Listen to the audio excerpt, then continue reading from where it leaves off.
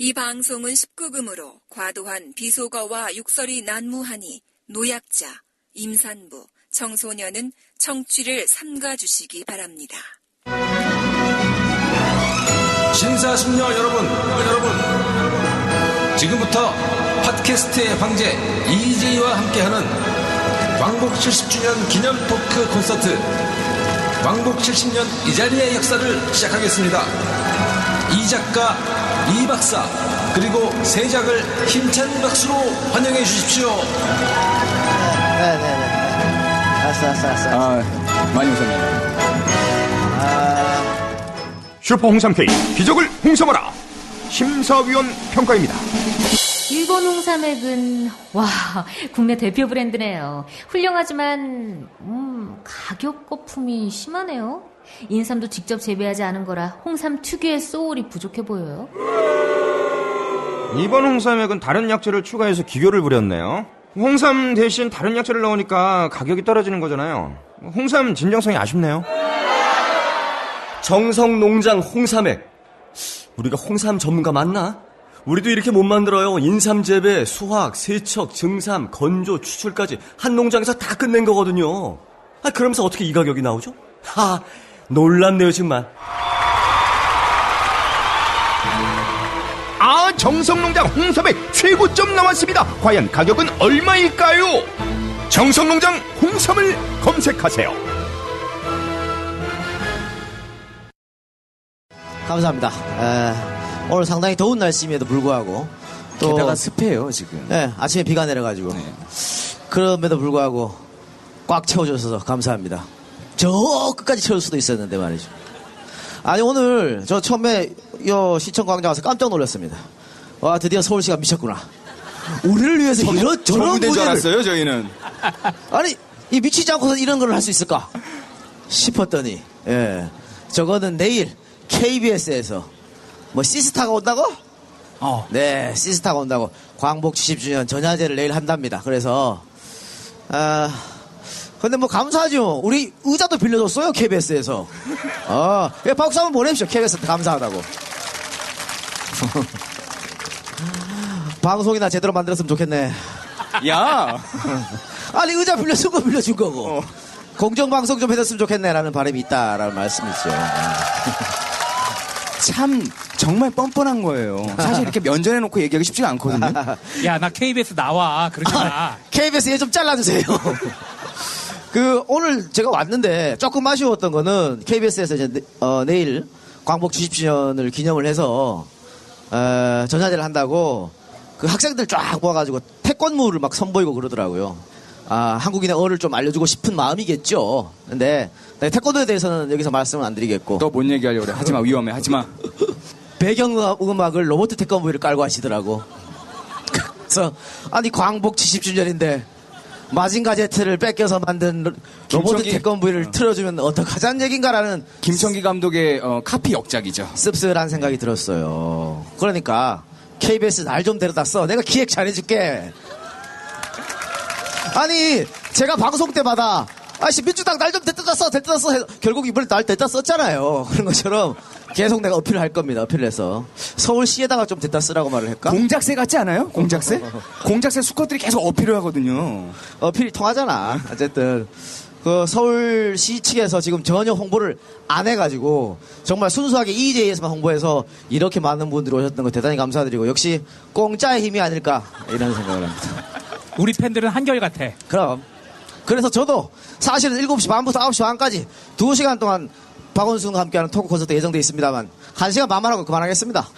내가 돈 받고 하나? 그냥 하는데 공짜니까? 공짜니까 적당히 우리는 받은 만큼 하는 거니까.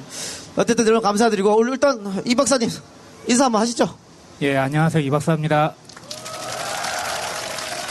날 더운데 많이 와주셔서 감사하고요. 나한테 뭐라 그러는 줄 알았네. 약간의 주변에 방송, 콘서트 좀 들으시기에 불편하신 상황이 있을 수도 있는데, 아까 낮보다 시원하네요. 저 지금 거의 육수로 온몸이 젖었는데, 조금 불편하시더라도 양해해 주시고요. 오늘 즐거운 시간 보내시다. 일단 또 그리고 원순이 누나가 나오잖아요. 예.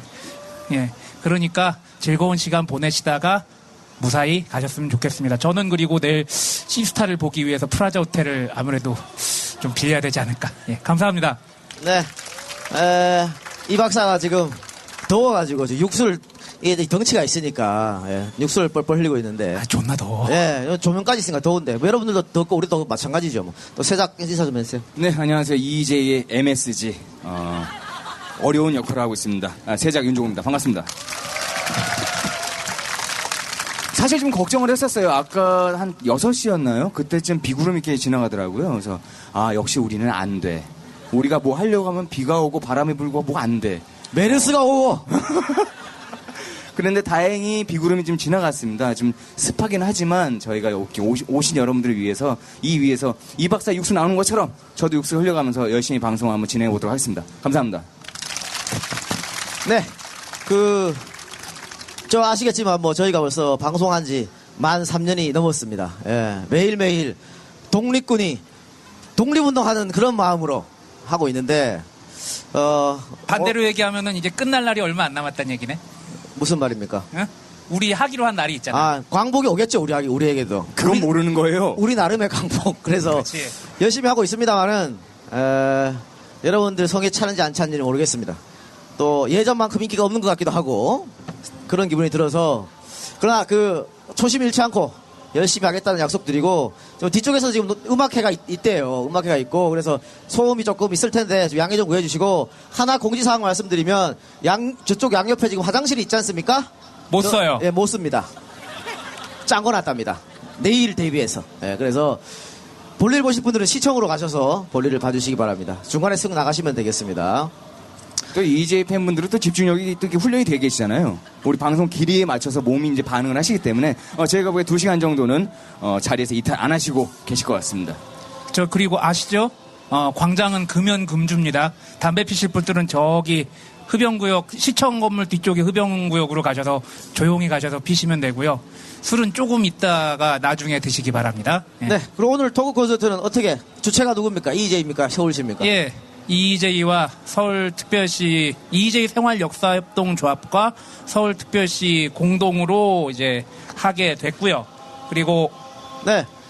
공동 주체인데, 서울시에서 뭐 별로 해주는 거 없는 것 같아요. 예. 우리가 지금 열심히 우리끼리 지금 하고 있는데. 우리 팬분들이 또 밀어주시고 땡겨주시고 안아주시고 보듬어주시고 다 하신 거라고 저는 그럼요. 생각하는데 예. 아마 대부분은 이 작가가 자기 덕이라고 생각을 할 거예요. 아니, 꼭 그렇지는 않은 것 같고, 사실 서울시와 이제 협의를 하면서 약간의 좀 트러블이 있었어요. 서울시에서 계속해서 사전 질문지를 달라 그래가지고, 안 준다는데 구태여 달라고. 아니, 저희가 한 번도 정치인 모셔서 사전 질문지를 드린 적이 없거든요. 그러니까 이 작가 스타일을 전혀 모르고 얘기를 하신 거예요. 그래서 어제 저녁에 우리 관계자하고 막 서울시청하고 막 싸우더라고. 그래서, 싸우지 말고 질문지 주라고. 내일 그 질문 안 하면 되지, 뭐. 다른 질문 하면 되지. 그렇잖아요? 아니, 우리 사실, 정치인들은 다 사전 질문지 달라 그럽니다. 그래서 미리 대비를 하는 거죠. 그런데, 미리 질문지를 주고 대비를 시켜도 못하는 사람이 있잖아요. 누구라고 말씀은 안 하겠습니다만, 있잖아. 그렇죠. 그분은 우리가 말을 하면 같은 한국말인데 번역기가 필요하신 분이 계십니다. 누구라고 말씀은 제가 못 드리겠어요. 그러니까 근데 뭐 이재명 시장이라든가 우리 다른 조희연 교육감이라든가 다 질문지 안 줘서 청산유수로 말 잘하는데 박원순 시장은 왜 안 된단 말이야 그게. 그래서 주긴 줬는데 안 할 겁니다 그 질문. 박 시장의 뒤통수를 때리려고. 예. 이따가 박 시장님이 오실 텐데 지금 어떻게 시장 오셨습니까?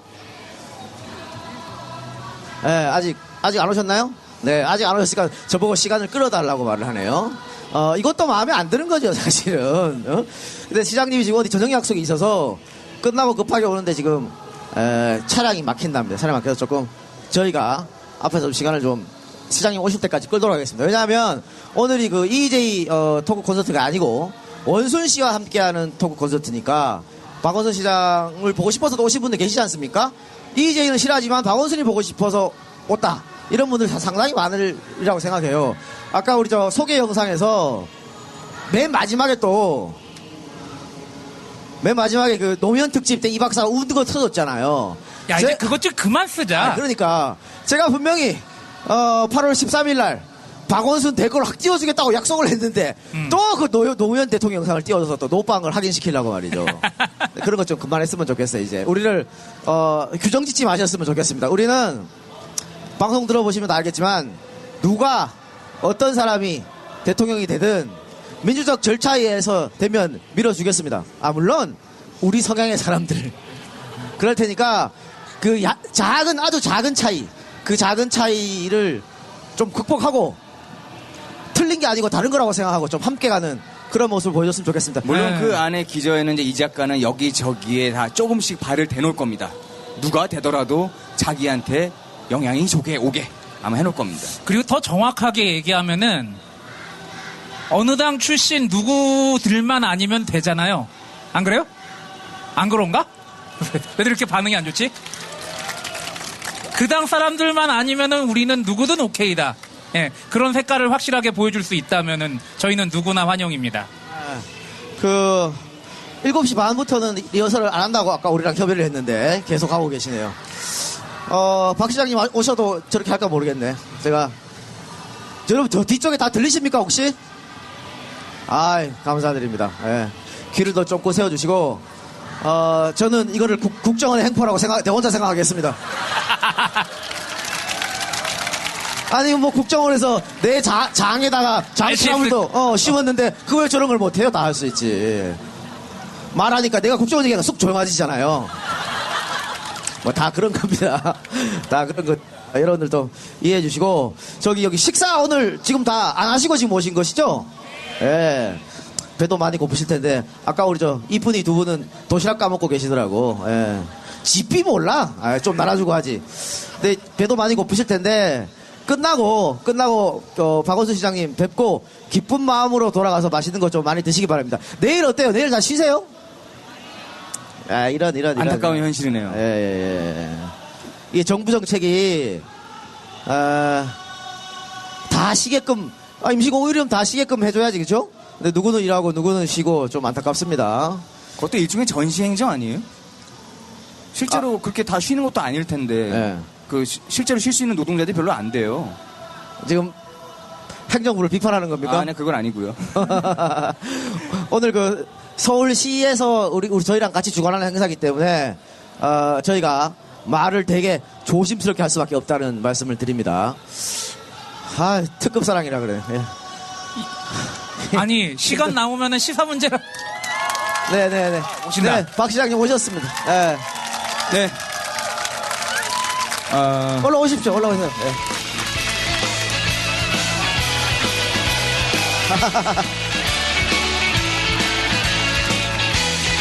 네, 원래는 밑에 계시면 근사하게 소개를 해드리려고 했었어요. 근데 그거를 어쩔 수 없습니다. 생략을 해야겠죠. 지금은 5년짜리 기간제 비정규직 서울시장을 하고 계십니다. 우리 박원순 시장님을 모셨습니다. 큰 박수 부탁드리겠습니다. 아니 벌써 1년 지나갖고 이제 얼마 안 남았어요. 네. 욕심도 많아. 근데 여기 계단으로 올라오시지 왜 이렇게 부숙 뛰어? 뭐든지 빨리 올라오는 빨리 거지. 보고 싶어서. 그래요. 대통령도 그래서 빨리 하려고. 아직 술도 안 취했는데. 아마 제가 중간중간 계속 이런 도발적 질문을 하면 자꾸 빠져나가려고 그럴 겁니다. 여러분들 귀를 좀 좁고 세우고 들어주시고. 자, 시장님도 굉장히 더우신 것 같아요. 땀을 좀 흘리시는, 그죠? 네. 좀 이따 이거 벗어도 되죠? 그럼요. 오늘 저희가 박원순 시장님 모신 이유는요, 이분이 단순히 원래 본업이었던 변호사로도 엄청난 성과도 많이 거두셨고, 훈련도 많이 해주셨고요. 또, 박원순 시장님의 역사가 우리나라의 근현대사이기도 했습니다. 하지만 이분이 대단한 역사 덕후예요.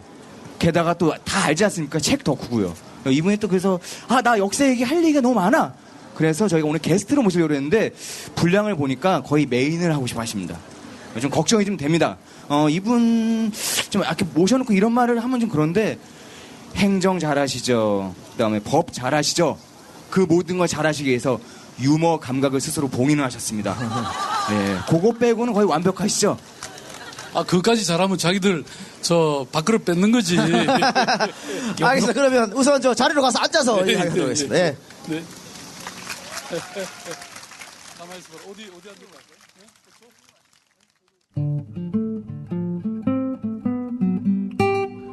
소고기 한우 다 똑같은 거 아닐까?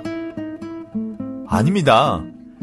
여기 안티마블링으로 건강하게 키워진 네이처오다 유기농 한우. 이화를 위한 이유식 분쇄. 정말 맛있는 스테이크와 로스용 등심. 가족이 함께 즐기는 샤브샤브.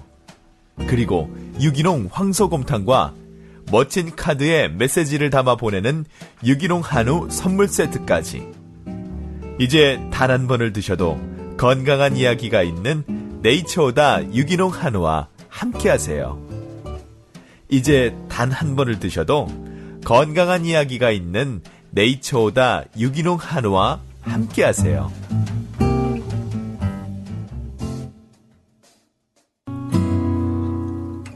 안녕하세요. EJ 비공식 중고차 딜러 조광래 중고차의 대표 조광래입니다.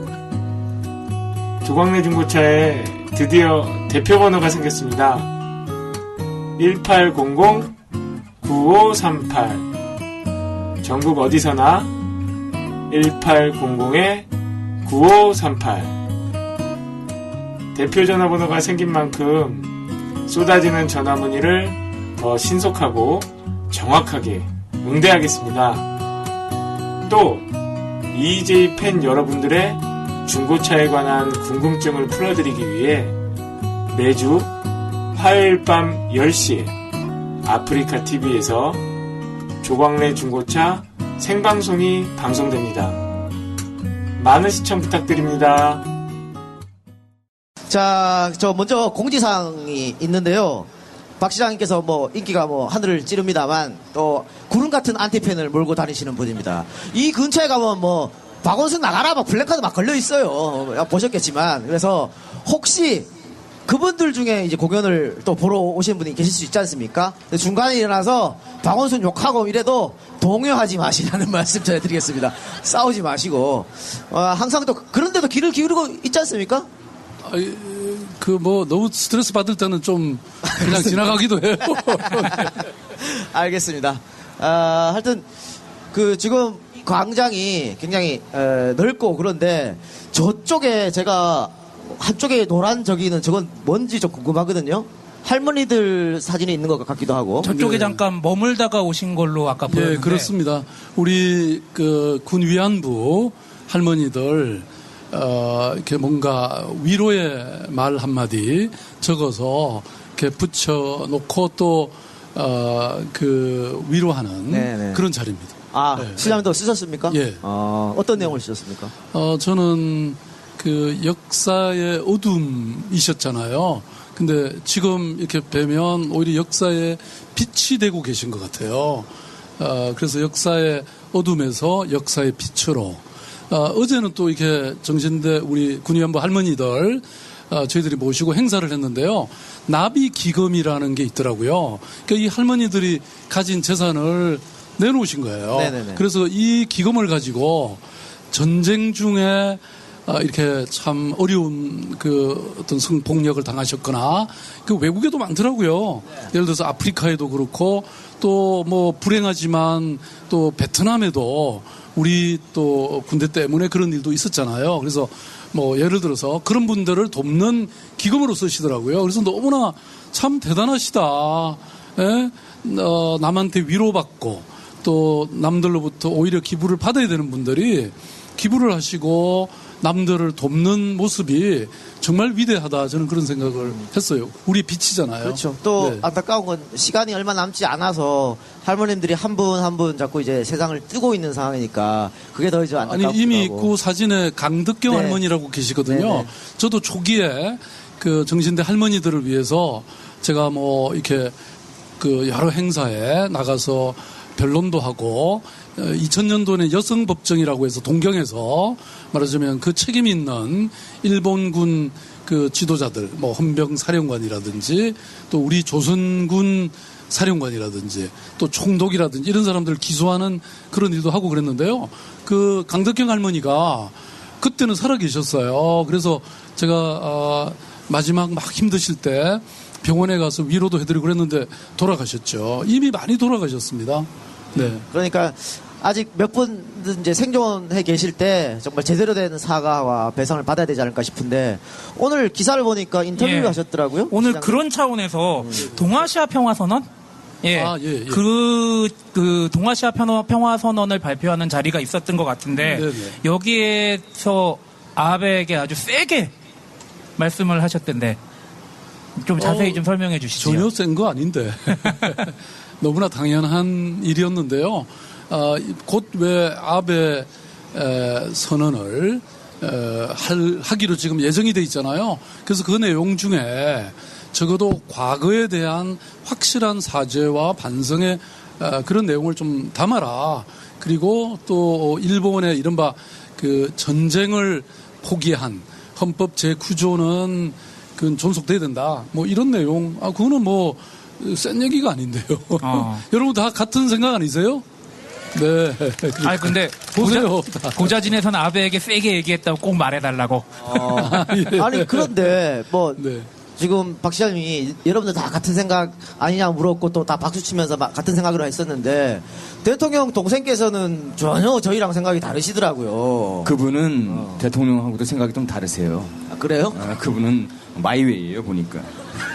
그래서 그분이 자기가 지금 말하고 있는 이거 또 자기가 생각하고 있는 게 대한민국의 대다수가 생각하고 있는 생각이다라면서 일본 그 매체랑 인터뷰를 했었거든요. 그래서 그런 발언 자체가 대통령한테도 굉장히 부담을 주는 발언이 아닐까 싶어서 조금 자제했으면 하는 생각이 듭니다. 네, 근데 오늘 제가 아까 사실 뭐 이런 역사 인식이라는 게 보편적이고 우리 모두가 모두는 아니지만 대다수가 공유하고 있다고 하는 것은요.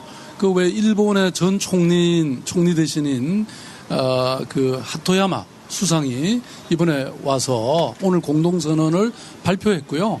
그다음에 그 우리 옛날 형무소 자리 거기 가서 사실 이렇게 큰절을 했죠. 예, 사과를. 네, 그러니까 일본에서도 굉장히 양심적이고 건전한 시민들이 굉장히 많다. 우리가 뭐 일본을 무조건 나쁘다 그렇게 말해서는 안 되고요. 왜 역사 교과서도 사실 채택률이 0. 몇 %밖에 안 됐거든요. 그러니까 저는 이러한 우리 한일 또 심지어는 중국까지 다 포함해서 이런 건강한 시민사회, 건강한 시민들이 힘을 합쳐서 우리가 이런 평화의 역사, 평화의 시대를 열어가야 된다. 뭐 이런 제가 아까 기조 발제 연설을 한번 했고요. 그러니까 그게 뭐 센 거 아닌데. 네, 알겠습니다. 지금 해가 져서 점점 우리 방송하러 오신 분들의 얼굴이 안 보이기 시작해서 좀 안타깝네요. 여 앞에 이쁜 애들 보고 싶은데 안 보이네 얼굴이. 네. 그럼 본격적으로 방송하기 전에 사실 시장님 저희랑 처음 방송하시는 거잖아요. 그렇죠. 네, 네. 그래도 뭐 제가 이 작가님 명성은 많이 들었습니다. 감사합니다. 네. 사실 네. 저희하고 2번이나 할 뻔했습니다. 할 뻔했었는데 그 서울시에서 먼저 저희한테 요청이 와서 하자고 그래서 오케이 했는데 지들이 먼저 취소를 했어요. 여기 와서 지디라고 하면 어떡해? 그걸 2번이나 그래서 2번이나. 그런데 여러분들 저의 스타일 아시겠지만 저는 누구 정치인들이랑 누구한테 EJ 나와주세요 했다가 거절당하면 그 사람 다시는 안 부릅니다. 근데 제가 왜 2번이나 뺀지 먹었는데 3번째 여기 나와달라는 거 또 나왔냐? 큰일 할 사람이어서 잘 보이려고. 아니 이미 큰일 하고 있어요. 알겠습니다. 지금도 큰일 하고 있지만 더 큰일 할 사람이어서 제가 잘 보이려고 그랬다는. 자, 오늘 방송 내내 이 작가가 수시로 이런 펌프 멘트가 나갈 거예요. 그러면 그때마다 우리 시장님께서 어떻게 도망가시는지 그렇죠. 보는 재미도 쏠쏠할 겁니다. 관전 포인트다라는 거 말씀드리고 사실 이 70주년 원순 씨와 함께하는 토크 콘서트는 다 처음에 저희만 하는 게 아니고 다른 팟캐스트도 같이 하려고 했었거든요. 근데 제가 그랬습니다. EJ 단독으로 아니면 안 한다 우리는 빠지겠다. 저희가 또 이게 그것을 요구했죠? 일본 말씀 뻔했네요. 광복 70주년 토크 콘서트 앞두고 죄송합니다. 근성이 큰 실수를 할 뻔했습니다. 제가 일본에서 공부를 한 적이 있어서 이해해 주시기 바랍니다. 네. 우리 사실 근데 말을 좀 바꿨으면 좋겠어. 우리가 흔히 친일파라고 말을 하는데 그 사람들은 매국노죠 사실. 그렇지 않습니까? 그러니까 친일이라고는 전혀 다른 의미이자 사실 친미도 있고 친중도 있잖아요. 친북도 있고 다 있는데 또 우리 친일- 우리 또 미국 인사들 중에서 우리랑 또 친한 사람들은 친한파라고 또 분류를 해서 그러니까 하잖아요. 그러니까 친일파란 말을 좀 쓰지 말고 진짜 매국노 그런 말 반일 반민족 행위자 뭐 이런 말을 좀 썼으면 좋겠다는 생각입니다. 자, 그럼 오늘 본격적인 방송 이제 시작할 텐데요. 저희가 오늘 그 테마를 여러 가지를 준비했습니다. 그러니까 큰 테마는 뭐냐면 광복 이 자리에 서울입니다. 그러니까 광복이 일어났던 날 서울에서 어떤 일이 있었는지, 또 지금 뭐 여기 서울시청도 있고 주위에 여러 가지 역사적 유적들이 여기 많이 있지 않습니까? 그 유적들이 어떤 의미를 갖고 있는지, 중앙청이 없어졌는데 중앙청은 어떤 의미인지, 또 예전 국세청 자리가 지금 거기 지금 허물고 있지 않습니까? 그래서 그거를 허물고 뭐를 할 것인지, 뭐 이런 것들, 역사적 의의, 장소 이런 것에 대해서 한번 토론하고 이제 이야기할 건데요. 첫 테마는 그것입니다. 1945년 8월 15일 경성에는 과연 어떤 일이 일어났나, 그 테마로 아마 이렇게 양쪽 사이드에 과거 사진들이 많이 나갈 겁니다. 자료 화면들이. 여러분들 그것도 보시고 저희 얘기도 귀 기울이시고 동시 패션을 하시면 될 것 같습니다. 그러니까 사실은 이 서울이라는 말 자체가 광복 전에는 없었던 것이죠. 경성이라고. 예, 그렇죠. 그때는. 예. 근데 이게 일제가 네. 우리 수도를 경기도로 전락시켜가지고 수도의 위치를 낮추려고 일부러 이제. 그렇죠. 왜냐하면은 경성부로. 예. 일본에 포함돼야 되는데 수도가 또 하나 있으면 안 되니까 아무래도 경기도 안에 하나의 도시로 전락을 시켜버린 거겠죠. 예. 그러니까 옛날에 조선시대 때는 한양이라고 이름이 있었고, 그죠? 그 다음에 일제 강점기에 와서 경성이라고 격화시켰다가 다시 그 후에 이제 서울이 된 것이죠. 예, 예. 그럼 이제 1,000만 인구를 자랑하는 메가시티가 서울인데, 서울시장님이 생각하는 어떤 광복 의미가 좀 남다를 것 같습니다. 그래도. 예, 뭐 광복은 이제 그야말로 우리가 빛을 다시 회복한 그런 뜻이어서 뭐 그 의미도 좋고요. 또 어떤 분은 해방이라는 말이 더 좋다. 그야말로 일제 압제로부터 우리가 벗어났기 때문에 해방이라는 말도 좋지 않냐, 이런 분도 있으신데요. 저는 사실 그 광복이나 해방의 이 어떤 기쁨과 행복보다는 사실 또 분단이 70주년이잖아요. 그렇죠. 네. 그러니까 그런 거 생각하면 사실 이 즐거움이, 기쁨이 반감되는 것 같아요.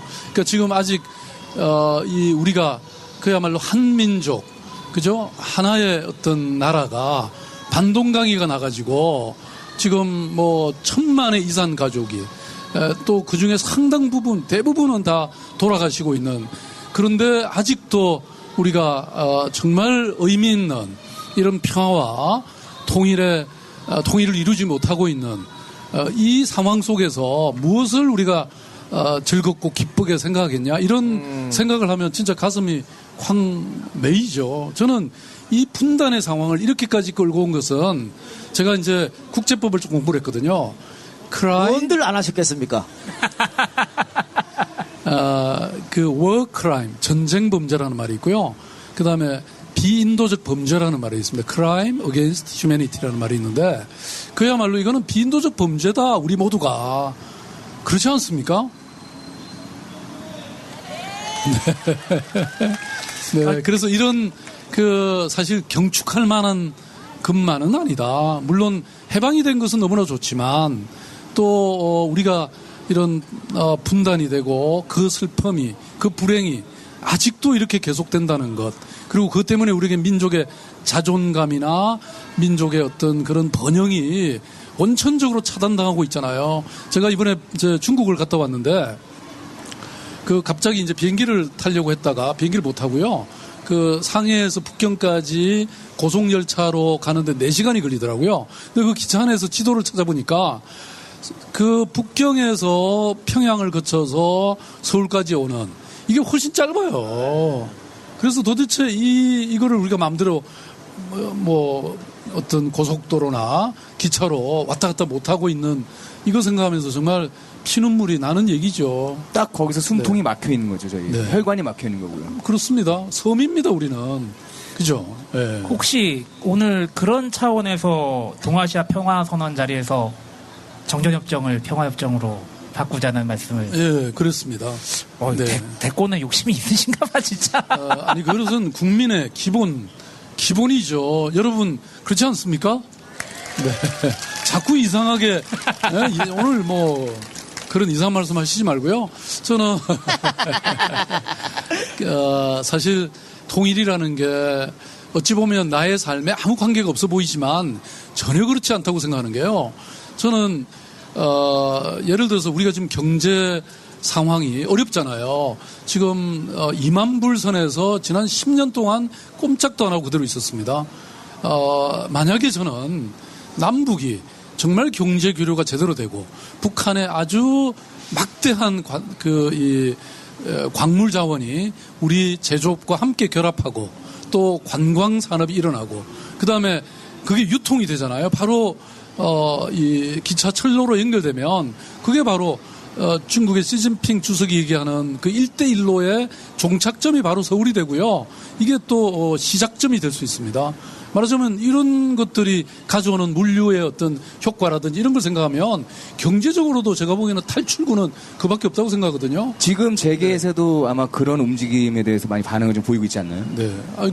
기업들은 사실 어쨌든 지금 뭐 여러 가지 한계선상 때문에 어려운데 예를 들어서 제가 뭐 시장 되기 전의 일인데요. 베트남의 그 하노이를 갔더니 거기 대사님이 하시는 말씀이 자기가 미국 대사 다음으로 어깨에 힘준다는 거예요. 그래서 왜 그러시냐 그랬더니 베트남의 투자가요. 우리 한국이 1위입니다. 왜냐하면 이 저임금을 찾아서 중국으로 갔다가 다시 베트남으로 가고 있는 거예요. 근데 그 다음 어디로 갈 겁니까? 근데 사실은 지금 북한은 그야말로 우리 한국말이 잘 통하죠. 그다음에 뭐 임금이 사실 뭐 100만 원, 150만 원 줘도 훨씬 싼 거잖아요. 그러니까 한계 산업들 지금 이런 경쟁력이 낮은 이런 기업들이 북한과 함께하면 북한으로서는 경제 어떤 발전과 도약의 기반이 되고 또 우리 한국은 이런 한계 산업들이 다시 되살아나는 이거 기가 막힌 것들이죠. 그럼 저희 쪽에서만 계속 그런 러브콜을 보내는 것 말고 북에서도 어떤 약간 좀 전향적인 자세 좀 보여줘야 되지 않나요? 저희만 계속 이렇게 러브콜을 보내고 있으면 모든 일이 서로 손뼉을 마주쳐야 그 소리가 나는 법이고 또 서로 이렇게 뭡니까 저 친구들 사이도 그렇잖아요. 또는 부부 싸움을 해도 이게 부부 싸움들 해보셨죠? 아니 뭐 싫은 소리 한마디 하면 그게 자꾸 에스컬레이트 돼가는 거예요. 그래서 나중에 그 큰 소리가 나는 거죠. 부부싸움 얘기 나오니까 갑자기 이 작가 얼굴이 급 굳어졌습니다. 제가 이혼 사건을 많이 해봤거든요. 작은 이 말씨가 아주 큰 싸움이 되는 법이에요. 그러니까 가는 말이 고와야 오는 말이 고운 거죠. 남북 관계도 똑같은 게 아닌가 싶어요. 근데 세작이 뭐 지금 우리만 러브콜을 보냈는데 우리가 지금 러브콜 못 보낸 지 굉장히 오래됐다 야. 그거는 한 7, 8년 동안 러브콜을 못 보내고 있는데 아까 말씀드렸잖아요. 재계에서도 그런 움직임을 보여주고 싶어 하고 또 이렇게 말씀하시는 분들이 많이 있으신데 물론 깝깝한 동네가 있습니다. 그 동네에서 빨리 이거 해석이 안 되면 우린 갇혀버리는 거죠, 이제. 아니, 근데 우리 정부의 어떤 사람들은 그 DMZ에 뭐가 묻혀 있는지, 뭐가 터졌는지, 누가 다쳤는지도 잘 모르는 것 같더라고. 보고 체계가 지금 엉망인 것이죠. 그래서 정권을 바꿔야 돼요. 제 개인적인 생각입니다. 박 시장님하고 저도 상관없는데 개인적인. 이거는 순전히 개인적인 지금. 예, 본바로는 서울특별시 및 박원순 시장님과 아무 상관이 없음을. 팟캐스트 진행자 이동영 작가의 개인적인. 내가 대통령 돼서 바꾸려고요. 아니 이런 얘기 자꾸 나올까 봐서 두 번. 거절한 겁니까? 거절한 것 같아요. 알겠습니다. 아까 전에 뭐 해방절이라는 말도 하셨고, 사실 광복 70주년이기도 하고, 이제 분단 70주년이기도 한 것이죠. 또 사실 북한은 해방절이라는 말을 쓰고 있습니다. 저희는 광복절이라는 말을 쓰고 있는데. 근데 이제 일본은, 종전일이라고 쓰죠, 종전일. 슈센 기넨히, 그래가지고. 종전 기념일, 이렇게 해서 행사를 치르고 하는데, 저 그런 것 같아요. 이 사람들이 자기들이 패전의 부끄러움을 자꾸 숨기고, 또 자기들이 침략전쟁 일으킨 거를 자꾸 없애려고 이런 단어를 쓴 것 같은데, 그래서도 좀 안타까운 게, 뉴라이트를 필두로 해서 8월 15일을 광복절이 아닌 건국절로 불러야 된다. 자꾸 이런 주장을 하지 않습니까? 그것도 저는 그런 차원이라고 좀 봅니다. 8월 15일을 건국절로 해버리면 우리 저 헌법 전문에 나와 있는 건 뭡니까? 임시정부를 한다는 그 헌법 전문이 뭐가 돼요? 그렇지 않습니까? 그런 것을 또 여러분 좀 심각하게 생각해 주시고, 사실 그 김구 선생님도 광복이 됐을 때 희소식이라기보다 하늘이 무너지고 땅이 갈라진 느낌이다 이런 말씀 하셨거든요. 그게 뭐냐면 우리 힘으로 광복을 못했기 때문에 그런 것 같아요. 아까 박 시장님도 그런 말씀을 하신 것 같은데, 우리 힘으로 결국은 광복을 못했기 때문에 분단까지 가서 이렇게 70년 동안 고착된 거 아니겠습니까? 예, 뭐 그런 점이 있죠. 근데 저는 그래도 우리가 그 정말 독립을 위해서, 해방을 위해서 그 얼마나 많은 우리의 선조들이 정말 풍찬노숙의 그런 삶을 살았는지, 또 여러분 아마 조금만 더 이렇게 보시면요, 예컨대 그 제가 이 미국의 그 샌프란시스코 북쪽에, 제가 지금 성함은 잊어버렸는데요, 아무개라는 분이신데요. 네네. 제가 죄송합니다. 성함을 지금 기억을 못해서 말하자면 농장을 사가지고 비행장을 만든 거예요. 그래서 전투 비행단을 훈련을 시켰어요. 그래서 말하자면 우리 조국의 독립을 위해서 말하자면 전투 비행기를 파견해서 이렇게 싸우겠다는, 말하자면 그런 꿈을 불태우신 분도 계시고, 또 왜 유일한 선생님이라고 유한양행을 설립하신 분이죠. 이분도 그 바로 전투 조종사 출신이에요. 그래서 나중에 미국의 그 OSS인가요? 그 부대에 들어가서 결국은 그 중국 전투에 참여도 하셨죠. 그 여러분 이렇게 유한양행의 그 역사가 그렇게 정말 간단치 않은 그런 독립운동가가 만든 그런 회사인데요. 어쨌든 그 얘기는 이 우리의 독립이, 해방이 저절로 온 것은 아니다.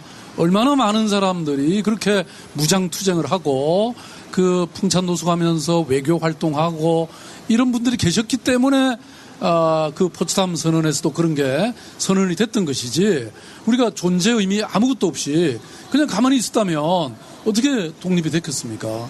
그건 뭐 그냥 일본에 그대로 병합돼 있었든지 아니면 뭐 중국이 됐든지 뭐 알 수가 없는 일이죠. 그래서 저는 그거를 또 간과해서는 안 된다. 근데 다만 김구 선생님은 정말 우리가 힘을 키워서 완전히 우리 힘으로만 독립을 해야 말하자면 이 분단이라든지 이런 게 없을 것이다라는 것을 예측하고 사실은 두려워하셨죠. 뭐 그 점은 있죠. 분단이 된 이유도 사실 우리의 온전한 힘으로 안 됐기 때문에, 그때 뭐 신탁 통치 안도 있고 그랬지 않습니까? 그죠? 네. 좀 아쉬운 대목은 또 있죠. 네. 네. 시장님. 근데 이러한 정신을 이어가지고 어떤 분이 그 유명한 역사문제연구소에 자기의 집을 쾌척을 하신 분이 있다고 들었는데, 여기에 대해서 어떻게 생각하십니까? 갑자기. 네. 제 얘기를 하려고 그러니까 좀 쑥스럽네요. 역사문제연구소에 집을 쾌척하셨답니다. 네. 아니, 근데 그걸 쾌척하려고 했다기보다, 그 당시 이제, 제가 역사에 관심이 많았습니다. 저는 아마 그 당시 이제 변호사를 하고 있었는데요. 변호사를 때려치고 그냥 역사 공부를 하러 갈까 이런 이제 고민들을 많이 하고 있었는데, 그 젊은 후배들이 이런 어떤 특히 현대사에 대해서 제대로 공부를 좀 해야 되겠다. 그래서 이제 이런 걸 만들어서, 역사문제연구소라는 걸 만들어서 뭐 이렇게 임대를 얻어서 하고 있었는데, 그 당시 실천문학사라고요. 네. 그 출판사가 갑자기 세무조사를 당해서 집을 빨리 팔아야 된대요. 그래서 우리 보고 사라고 왔는데, 뭐 우리 연구원들이 뭐 살 돈이 없잖아요. 그래서 제가 그때 그나마 제가 변호사였기 때문에 그때 모아놓던 돈을 몽땅 해서 그때 1억 얼마인가 네. 그걸 이제 샀죠. 지금은 네. 거기가 상당히 집값이 올라가지고 역사문제는 아주 고맙게 생각한답니다. 아니 근데 그거를 그래서 이제 필동에 있었는데 네. 그게 이제 나중에 제가 어디 외국 가 있는 사이에 팔아가지고 돌아오니까 그게 처음에 1억 얼마였는데 30억이 더 넘게 받았다고 1억을 저한테 주겠다고 하는 거예요. 그래서 지금 생각하면 그냥 그걸 받을 걸. 그때만 해도 이미 뭐 준 데를 왜 받냐 그랬는데 그냥 지금 후회 막급이죠. 막급이죠. 예, 공직자 재산 공개 보니까 뭐 돈도 없더만 뭐 빚만 잔뜩 있더만. 근데 받으셨으면은 지금의 미담이 이제 완성이 안 되지 않겠습니까? 누가 알아? 아무도 모르지. 나만 입 닦으면 되는 건데. 자존심 때문에 1억을 날렸다. 그래서 그 역사문제연구소에서 역사비평이라는 그 개간지를 내고 있는데요. 사실 그 책 많이 좀 봐주십시오. 이미 저하고는 이제 관계는 없습니다만은 네. 그런 책 여러분 많이 보셔야 돼요. 예. 그리고 제 책도 많이 사랑해 주시기 바랍니다. 인쇄로만 먹고 살고 싶습니다. 이런 거 안 하고. 자, 여기 오신 분들은 다 제 책을 사셨겠다고 저는 생각합니다. 아닙니까? 고맙습니다. 자, 두 번째 세트는 70년 서울의 시간이 흐른다라는 것인데요. 사라졌지만 사라지지 않은, 일본인은 서울에서 사라졌지만 그들이 남기고 간 잔재들, 자취들을 좀 알아보도록 하겠습니다. 그러니까 뭐 상징적인 것들이 많이 있잖아요. 또 그 어떤 건물과 장소를 보면 그 건물과 그 장소 자체에 그 역사적인 모든 것이 담겨 있는 것 같아요. 여기 가까이에도 프라자 호텔 보이지 않습니까? 네, 프라자 호텔. 프라자 호텔이 1979년 10월 26일 날 박 대통령 사망할 때 마지막에 옆에 앉으셨던 신재준 씨가 박선호 과정을 여 앞에서 만났어요. 이 앞에서 만나서 타고 궁정동으로 가셨거든요. 그러니까 이런 게 다 저는 여기 지나갈 때마다 신재준 씨가 생각이 나고 박정희 대통령이 생각이 나요. 이런 것처럼 어느 건물과 어느 장소 거기에 대해서 역사가 도도히 흐르고 있다라는 얘기를 오늘 하고 싶어서 두 번째 섹션으로 준비했는데 국세청 별관 건물을 철거한다는 그런 얘기가 있더라고요. 제 기억이 맞다면은 그 서울시청 별관이 그 건물인가요 혹시? 그게 아니고요. 예. 지금 이미 철거가 됐습니다. 이미 철거가 근데 됐죠. 이제 가림막으로 가려 있는 상태인데요. 예. 그 바로 여러분 이렇게 여기서 지나가다가 저 맞은편 이 덕수궁 바로 지나자마자 있는 건물이었죠. 예. 근데 그게 제가 보니까 너무 좀 이렇게 보기 흉하고 특히 그 성공회 대성당에 굉장히 아름다운 그 로마네스크 양식의 그렇죠. 예. 그 건물을 가리고 있더라고요. 그래서 제가 시장된 직후에 우리 그 재무국 직원들한테 어떻게든 이건 이제 국가 중앙정부 재산이기 때문에 뭐 우리 서울시 거 뭔가를 주고 바꿔라. 네. 근데 서울시 공무원들이 대단한 게 제가 시키면 무조건 합니다. 그래서 한 3년 지나서 드디어 우리가 청와대 앞에 가면 청와대 또 이 사랑방이라는 게 있어요. 그게 서울시 거더라고요. 예. 근데 어차피 청와대에 사용되는 거니까 우리는 소용이 없잖아요. 임대료 조금 받고 있는데. 그래서 그거하고 바꿨죠. 그래서 이제 최근 한 몇 달 사이에 저게 다 이제 흐려졌고요. 지금도 가보시면 이미 벌써 저 성공의 아름다운 건물이 눈에 보이고 있고요. 예. 8월 한 20일쯤에는 그거를 이제 1차 공원으로 갖고 시민들에게 개방을 합니다. 2단계로는 이제 거기에 시민들에게 돌려드리는 거죠. 네. 근데 이 건물이 가지고 있는 의미가 뭐냐면은 원래 이 국세청 별관 부지가 조선의 마지막 황태자 영친왕의 생모 소년 황귀비 엄씨의 위패를 모신 궁이었는데 일제가 요거를 없애고 이제 약간 터를 조정을 한 다음에 여기에다가 조선 최신사회관을 지은 것이 이제 국세청 별관이 됐는데 이게 왜 그랬냐 하면은 이 건물을 지어놔가지고 뒤에 궁을 가림으로써 우리 사람들이 지나가다가 그 궁을 보면서 우리 대한제국이 우리 조선이 이렇게 참 좋은 나라였는데 일제에게 이렇게 나라를 빼앗겼구나 그런 한을 못 느끼게 하려고 가려버린 거거든요. 근데 이거를 이제 시장님께서 없애고 이제 공원으로 조성하겠다고 이제 아까 개관을 말씀하신 거죠. 예. 근데 결국엔 이게 어떤 것을 의미할까요? 물론 저는 뭐 이게 역사라는 게 늘 이렇게 흐르면서 또 그 건물도 바뀌고 풍경도 바뀌고 모든 것이 다 바뀌지만 말씀하신 것 같이 그래도 우리가 복원하는 것이 적절할 경우에는 복원하는 게 맞다 이런 생각을 하고 있는데요. 사실 지금 서울시 안에 있는 특히 이 사대문 안에 있는 모든 것은 저희들은 복원하거나 현대적으로 활용할 수 있게 하기 위해서 다양한 노력을 하고 있는데요. 사실 여러분 지금 앉아 계신 여기가 옛날에는 덕수궁 터였습니다. 덕수궁 아니었습니다. 이게 지금 덕수궁 대한문이 저렇게 있지 않고요. 이 정도 있었던 겁니다. 그래서 근데 이거는 이제 복원하기가 힘들게 돼 있잖아요. 그렇지만 저런 거는 철거하면 되니까 복원하는 것이고요. 뭐 그 외에도 지금 여러분 한양도성 지금 그 18.6km인데요.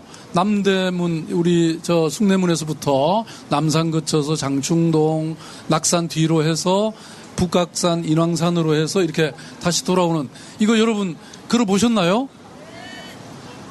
대답 소리가 적은 거 보니까 아직 안 걸은 분들이 많으세요. 근데 이걸 걸으시면요.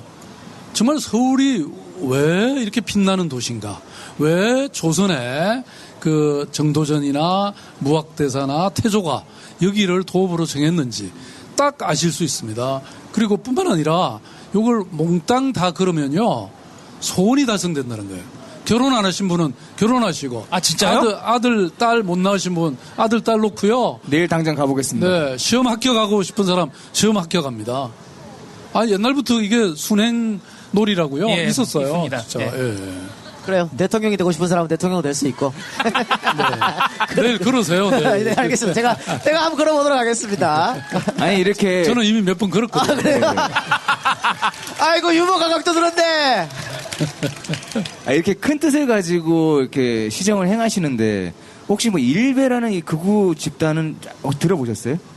뭐 잘 못 들어봤는데. 그 일베라는 곳에서는 이제 이런 쓸데없는 얘기도 나오더라고요. 무슨 뭐 여기 이제 서울광장, 그리고 대한문합, 그리고 지금 국세청 별관 저 자리가 앞으로 시위의 삼각 편대가 될 것이다. 이런 쓸데없는 소리가 있는데. 네. 저는 뭐 아니 대한민국 국민들이 누구나 시위할 권리가 있는데 해야죠. 네. 아니 지금 여기 앞에 뭐 1인 시위 하는 분들 많으세요. 그래서 제가 지나가다가 너무 땡볕에 땀 흘리고 계셔서 저기 이 파라솔 씌워드리라. 그리고 우리 아리수 이 수돗물 이거 세계 최고의 물입니다, 여러분. 이거 다 드려라. 지금 그러고 있습니다. 듣고 있나 일베? 정말 쓸데없는 질문에 우문현답을 해주셨습니다. 네. 언론 집회 결사의 자유가 있는 것이죠. 그러니까 저 1인 시위 하시면서 박원순 물러나라 그러고 할 수도 있는 것이고. 근데 그거는 좀 들어드리기는 어려워요. 왜냐면 1000만 명이 선택해 주셨는데. 네. 1000만 명이 다른 선택하지 않았고요. 네. 선택하지 않은 시민도 그분들의 시장이기도 합니다, 저는. 그럼요. 그분들도 저의 시민이고요. 그렇죠, 예. 네. 어디서 말을 배워왔나 보네요. 예. 점점 언어의 마술사가 되어가고 있습니다. 2년 전에 사실 아침에 저랑 이 박사랑 팟캐스트 관련해서 한번 뵌 적이 있었어요. 그때는 깜짝 놀랐습니다. 유머 감각이 제로에 가까우셨거든요. 지금은 거의 뭐 80, 90 확 올라가셨어요. 네. 지금이 많이 올라온 거면 과거에는 정말 어땠을까라는 생각이 들긴 하네요. 아까 그 복원 말씀하셨는데 한쪽 일각에서는 무슨 돈으로 하냐 이런 주장이 분명히 제기될 것 같아요. 박원순이 서울시장 하면서 돈을 막 갖다 쓰는 거 아니냐 이런 얘기가 충분히 나올 수 있을 것 같은데요. 예컨대 10원을 100원을 투자해서 1000원 만원을 벌면 되잖아요. 근데 저는 이렇게 그렇게 얘기합니다. 예컨대 뉴욕이나 싱가포르하고 서울시를 비교하면 제가 화나죠. 그죠? 아니 뉴욕 가면 뭐 볼만한 게 뭐 역사가 그렇게 오래됐나요? 우리는 600년 역사 뭐 2000년 역사의 도시입니다, 여러분. 그렇죠? 네. 아니 지금 서울시의 그런 것들, 그런 자산을, 그런 아이덴티티를 계속 유지하고 발전시켜야 되는 거 아닙니까? 그죠? 제가 박수 치실래요? 확실히 치세요. 서울의 랜드마크가 뭐냐? 이게 허리도 묻습니다. 그리고 저보고 계속 뭐 큰 건물 하나 만들고 뭔가 큰 일을 하나 해라. 그렇게 주장하는데요. 저는 그렇게 생각지 않습니다. 서울에서 가장 최고의 랜드마크는 뭐냐?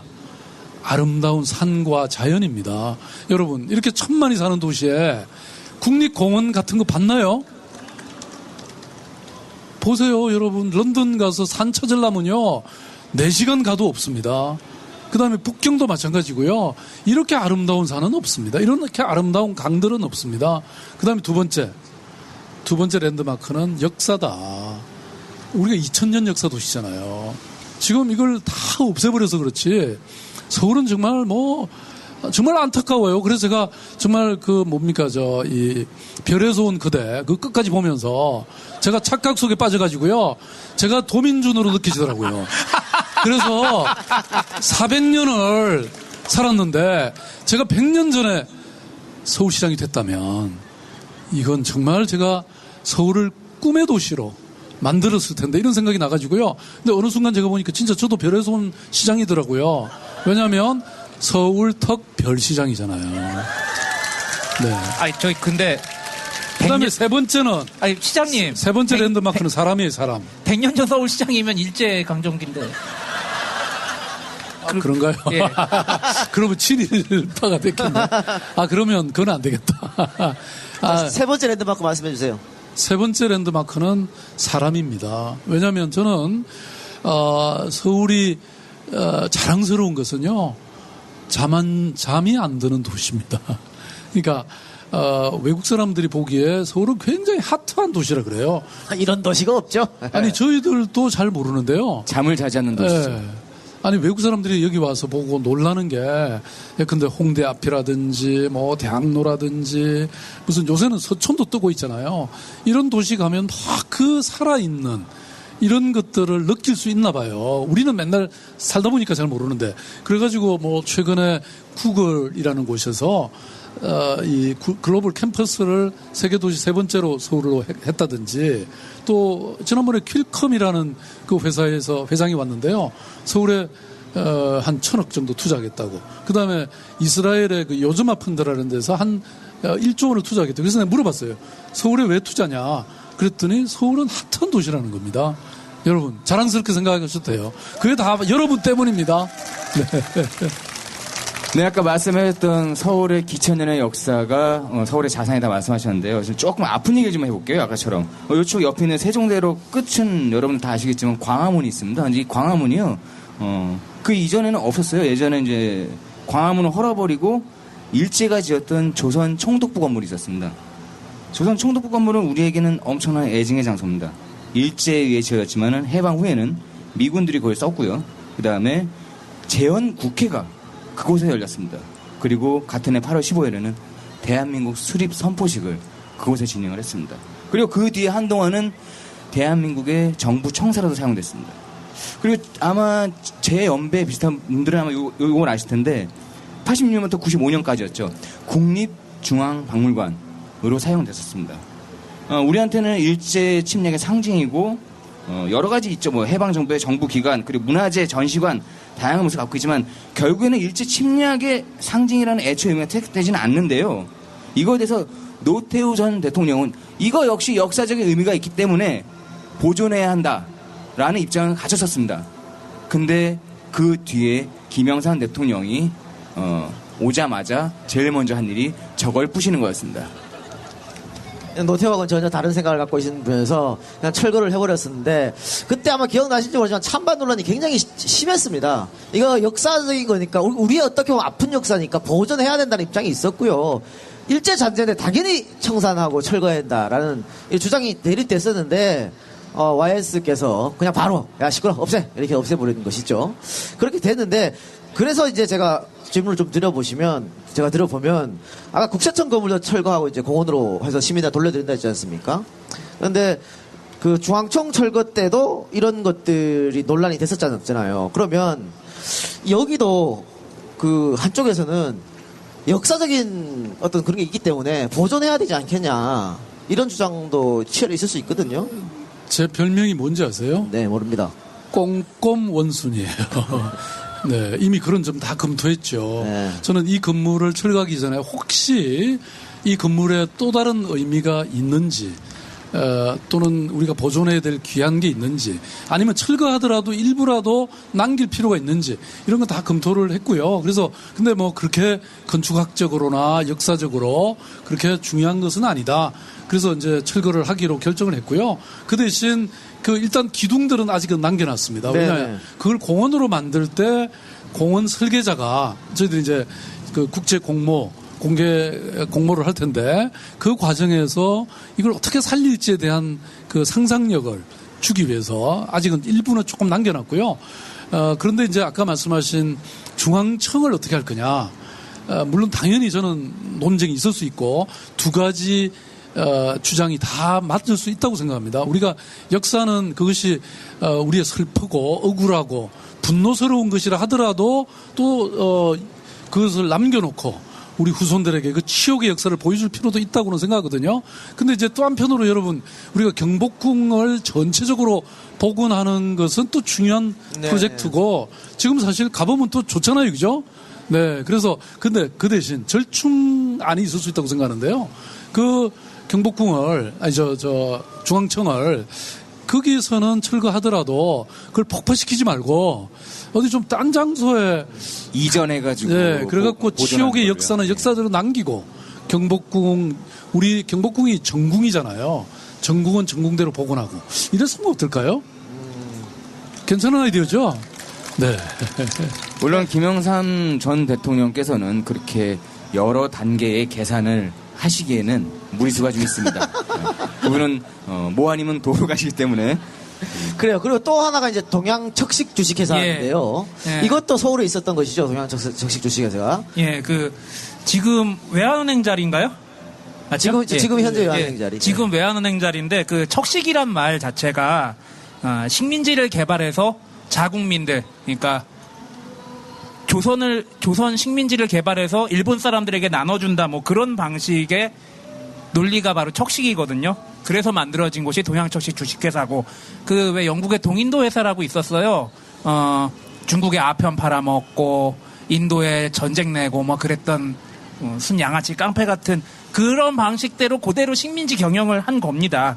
그래서 동양척식 주식회사가 만들어져서 우리나라에서 쌀 마구 가져가고, 그 쌀 가져간 이유도 겉으로 보기에는 조선 사람들이 배불리 먹을 수 있게 해주겠다고 해서 산미 증식을 한 건데, 실제로 보면은 일본의 쌀이 떨어지니까 폭동이 일어나거든요. 그 폭동을 잠재우기 위해서 우리나라를 쌀 생산국으로 만들어서 전부 뺏어가 버리고, 죄송합니다. 그 외에도 임업이라든지 광업이라든지 여러 가지 많은 것을 뺏어 갔거든요. 근데 제가 풍수지리 그런 거 잘 안 믿긴 하는데 이 동양척식 주식회사 터가 좀 안 좋은가 봐요. 여기 외환은행이 있는데 외환은행이 또 론스타한테 탈탈 털렸잖아요. 예, 좀 터가 안 좋은 자리인가 봅니다. 그리고 뭐 또 한 가지가 이제 신궁. 여러분들 남산공원에 뭐 사랑해요 눈꼴 사납게 뭐 그게 왜 눈꼴 사나워? 그 자물쇠 나 싫더라고. 열쇠 달고 이러는 거예요? 아니 그 공해야 공해. 남산이 풍수지리적으로 굉장히 중요한 산이거든요. 그렇죠? 예. 그래서 거기다가 이제 신궁을 일본이 예. 만들었다는 거 아니겠습니까? 그 신궁이라는 게 뭐예요? 그러니까 신궁이 그 일본의 신도의 그 종교 건축물이라고 보시면 되는데, 이제 일본이 죽으면 다 신이 된다고 생각하고 온갖 만물에 신이 깃들어 있다고 생각해서 일본 가니까 자동차 폐차장에도 신궁이 하나 있더라고요. 자동차 폐차에도 다 신이 된다고 생각을 해서. 근데 남산은 옛날 이름이 목멱산인데 거기 봉화대도 있고 남쪽 한양의 남쪽을 지키는 굉장히 중요한 산이라고 생각을 했었는데, 거기다가 떡하니 신궁을 져가지고 우리나라 사람들이 전부 거기에서 신사참배를 하게 만든 거죠. 예. 그래서 이제 그런 아픈 역사가 있는 곳이기도 합니다. 거기 또 그리고 남산에 국사당이라고 있었다고 하는데. 예. 예. 또 우리 한양을 지은 중요한 사람 중에 한 분이 무학대사잖아요. 예. 무학대사의 사당이 있는 곳이 국사당이었는데, 그야말로 국사니까 나라의 큰 스님이니까 국사당을 지었는데, 그 국사당을 인왕산으로 보내버리고 거기다가 신궁을 지은 겁니다. 뭐 그리고 거기에 결국에는 일본의 신도 정신을 조선에 심어 놓겠다는 그런 생각이 들어 있었고, 거기에 또 우연치 않게 휘둘린 게 우리나라 종교계가 굉장히 많이 휘둘렸었죠. 절대 우상을 숭배하지 말아야 되는 종교가 신사참배를 떡하니 하는데 지금은 입 싹 씻고 가만히 있죠. 예. 일부. 예. 근데 이 박사님, 그 후에 또 거기에 이승만 박사 동상이 선 거 아세요? 예, 알고 있습니다. 네. 그래서 이번에 이제 저희들이 그 한양도성을 복원하는 과정에서 지금은 위는 사라졌지만 그 밑을 파보니까 한양도성의 그 기반이 그 밑에 다 드러난 거예요. 네. 그래서, 근데 그걸 이제 유네스코 문화유산에 저희들이 내년 후내년이면 지금 등재할 예정이거든요. 그래서 그걸 이렇게 등재하려고 이걸 파보니까 그것도 나왔고, 그 다음에 방금 말씀하신 이 신사에 또 그 기반이 나온 거예요. 그래서 그걸 이제 어떻게 할 건가 고민하다가요, 저희들이 뭐 그런 정도는 그대로 남기는 것도 괜찮겠다. 위는 없어졌으니까. 그래서 그거하고 또 그 이성만 박사 그 다음에 또 아마 여러분 기억하실 텐데 연애하실 때 늘 가보던 그 분수대 있죠? 저희는 모릅니다. 저도 잘. 아, 그런가? 이 세대가 이 정도 되나? 아니, 세대 문제가 아니라 연애를 못해서 모르는 거죠. 야, 그건 문제가 있네. 왜냐면 거기 다 가보는 데인데. 야, 그래서 그것도 지금 저희들이 완전히 없애지는 않으려고. 그래서 왜냐면 그 7, 80년대 많은 이 서울 시민들이 그 길을 이렇게 팔짱을 끼고 다녔던 그런 곳이기 때문에, 그래서 그 전체를 다 남기는 이런 공원 계획이 있습니다, 지금. 이승만 동상 말씀하셨는데, 뭐 이승만 대통령은 독재로서 민중의 손으로 끌려 내려오신 분인 것이죠. 동상도 그래서 철거됐고. 근데 지금 여당 당대표께서 이승만 대통령을 재평가해야 된다, 이렇게 자꾸 주장을 하고 있는데, 여기에 대해서는 어떻게 생각하십니까? 저는 뭐. 어려운 질문 하지 말라고. 일단. 사전 질문지도 안 드리고 말이야. 역사적인 평가는 뭐, 이렇게 학자들이 제대로 우리 이 박사님 같은 분들이 해 주실 것이고, 그런데 이제 어쨌든 아까도 말씀드린 부의 역사, 뭐, 어두웠던 것도 없애기보다는 저는 남기는 것이 좋다. 그래서 지금 서울의 경우에는요, 이 정부 수반이었던 분들의 유적들은 그대로 이렇게 살리는 그런 노력을 하고 있습니다. 그래서 저쪽 신당동에 왜 그 박정희 대통령 집이 있죠. 집이 있었죠. 네. 그래서 그거를 이렇게 단장을 해서요 개방을 했고, 그 외에도 뭐 장면 총리 집이라든지 또 최규하 대통령의 집도 저희들이 지금 개방을 해놓은 상태입니다.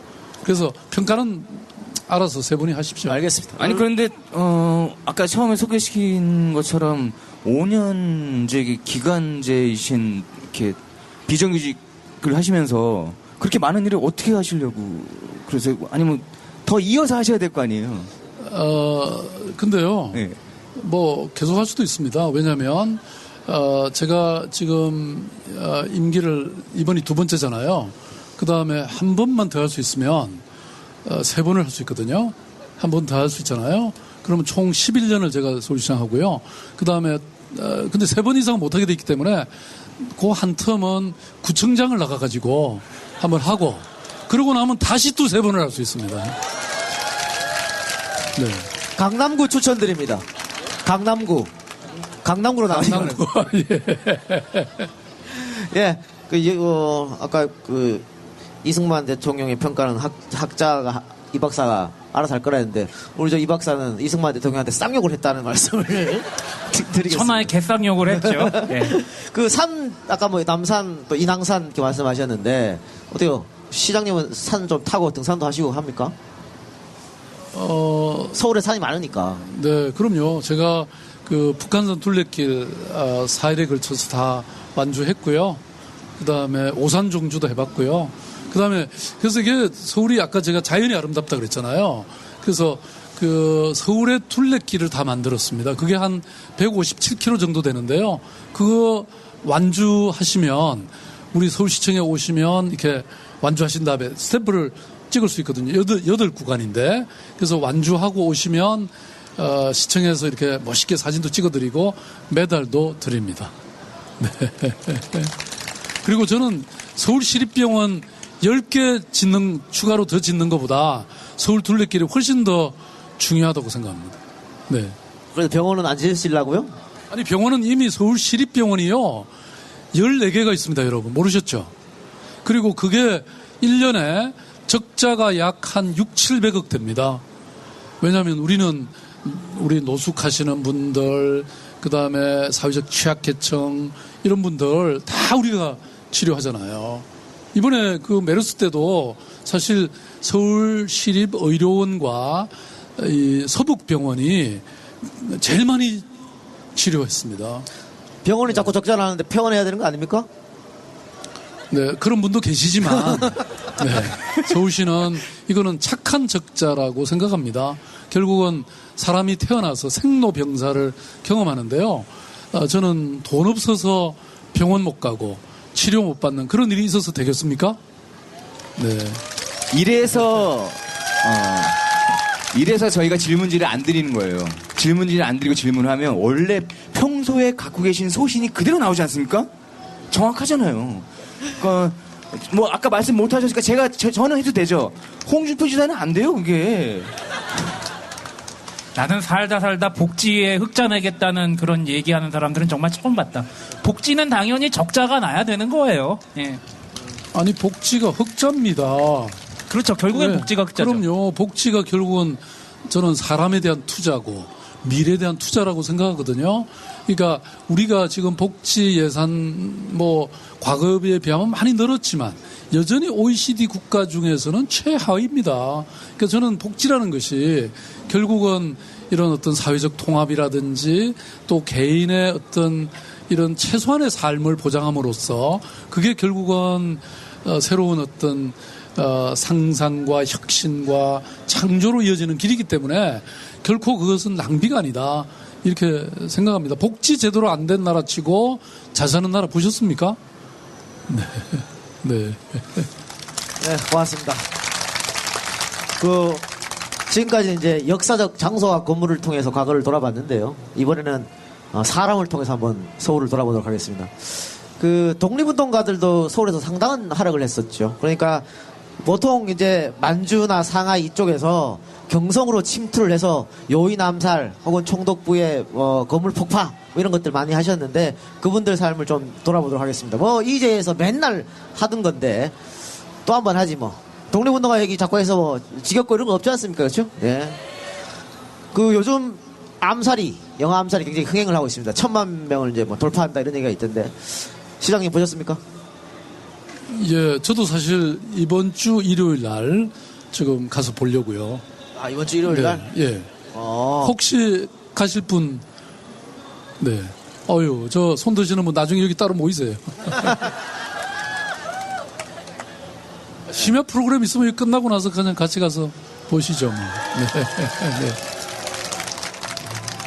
이거 스케줄을 아까 보좌관들이 내일 심야를 본다고 그러던 것 같은데. 원래 일요일 가게 돼 있었는데요. 네. 오늘 저녁에 이거 외에는 약속이 없거든요. 네. 그렇습니까? 꼭 보시기 바랍니다. 네. 알겠습니다. 사실 우리가 이제 의열투쟁이라고 할 때 많은 분들이 경상에서 하러 가셨는데 그분들이 이제 이재명 의사 같은 분, 성남시장 말고 이재명 의사, 또 김익상 의사, 김상옥 의사, 나석주 의사, 강유구 의사 이렇게 쭉 많이 계시죠. 근데 한 번씩 다 저희 방송에서 소개를 해드렸던 분인데 오늘 한 분만 따로 소개를 해드리겠습니다.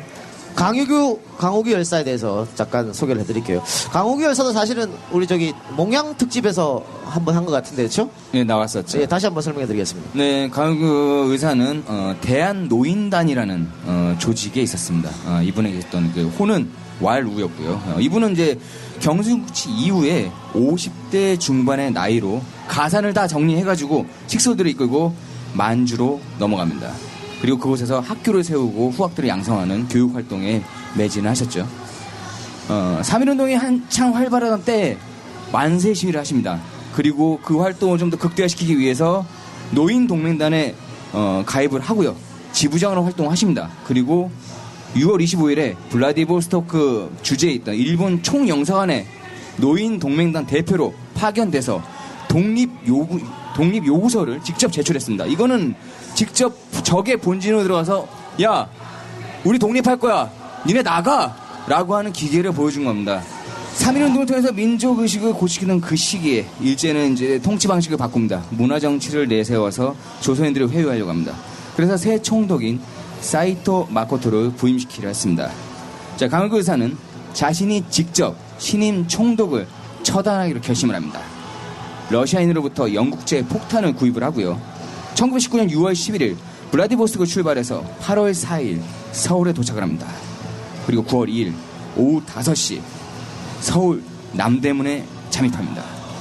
사이토 총독 환영 인파 사이에서 폭탄을 명주수건에 싸서 허리춤에 차고 두루마기 차림에 파나마 모자, 가죽신, 양산, 수건들을 갖추고 무리 속에 섞여 있습니다. 경계는 엄청 삼엄했습니다. 이 속에서 열차에서 내려서 마차로 올라타는 총독을 향해서 폭탄을 투척을 하시고 몸을 피합니다. 하지만 도피 15일 만에 가회동에 있는 하숙집에서 악질 일제 고등계 형사였던 김태석에서 잡혀서 서대문 형무소에 수감됩니다. 그러니까 김태석이 누구냐? 이것도 뭐 다 우리 저희 방송 들으시면 나오는데. 네, 노덕슬 이동영이랑 이종영. 네. 이것도 암살을 보셨으면 나올 거예요. 그 반민특위에 잡혀가가지고 끝까지 자기는 신은 아니다고 그렇게 자기 합리화했지 않습니까?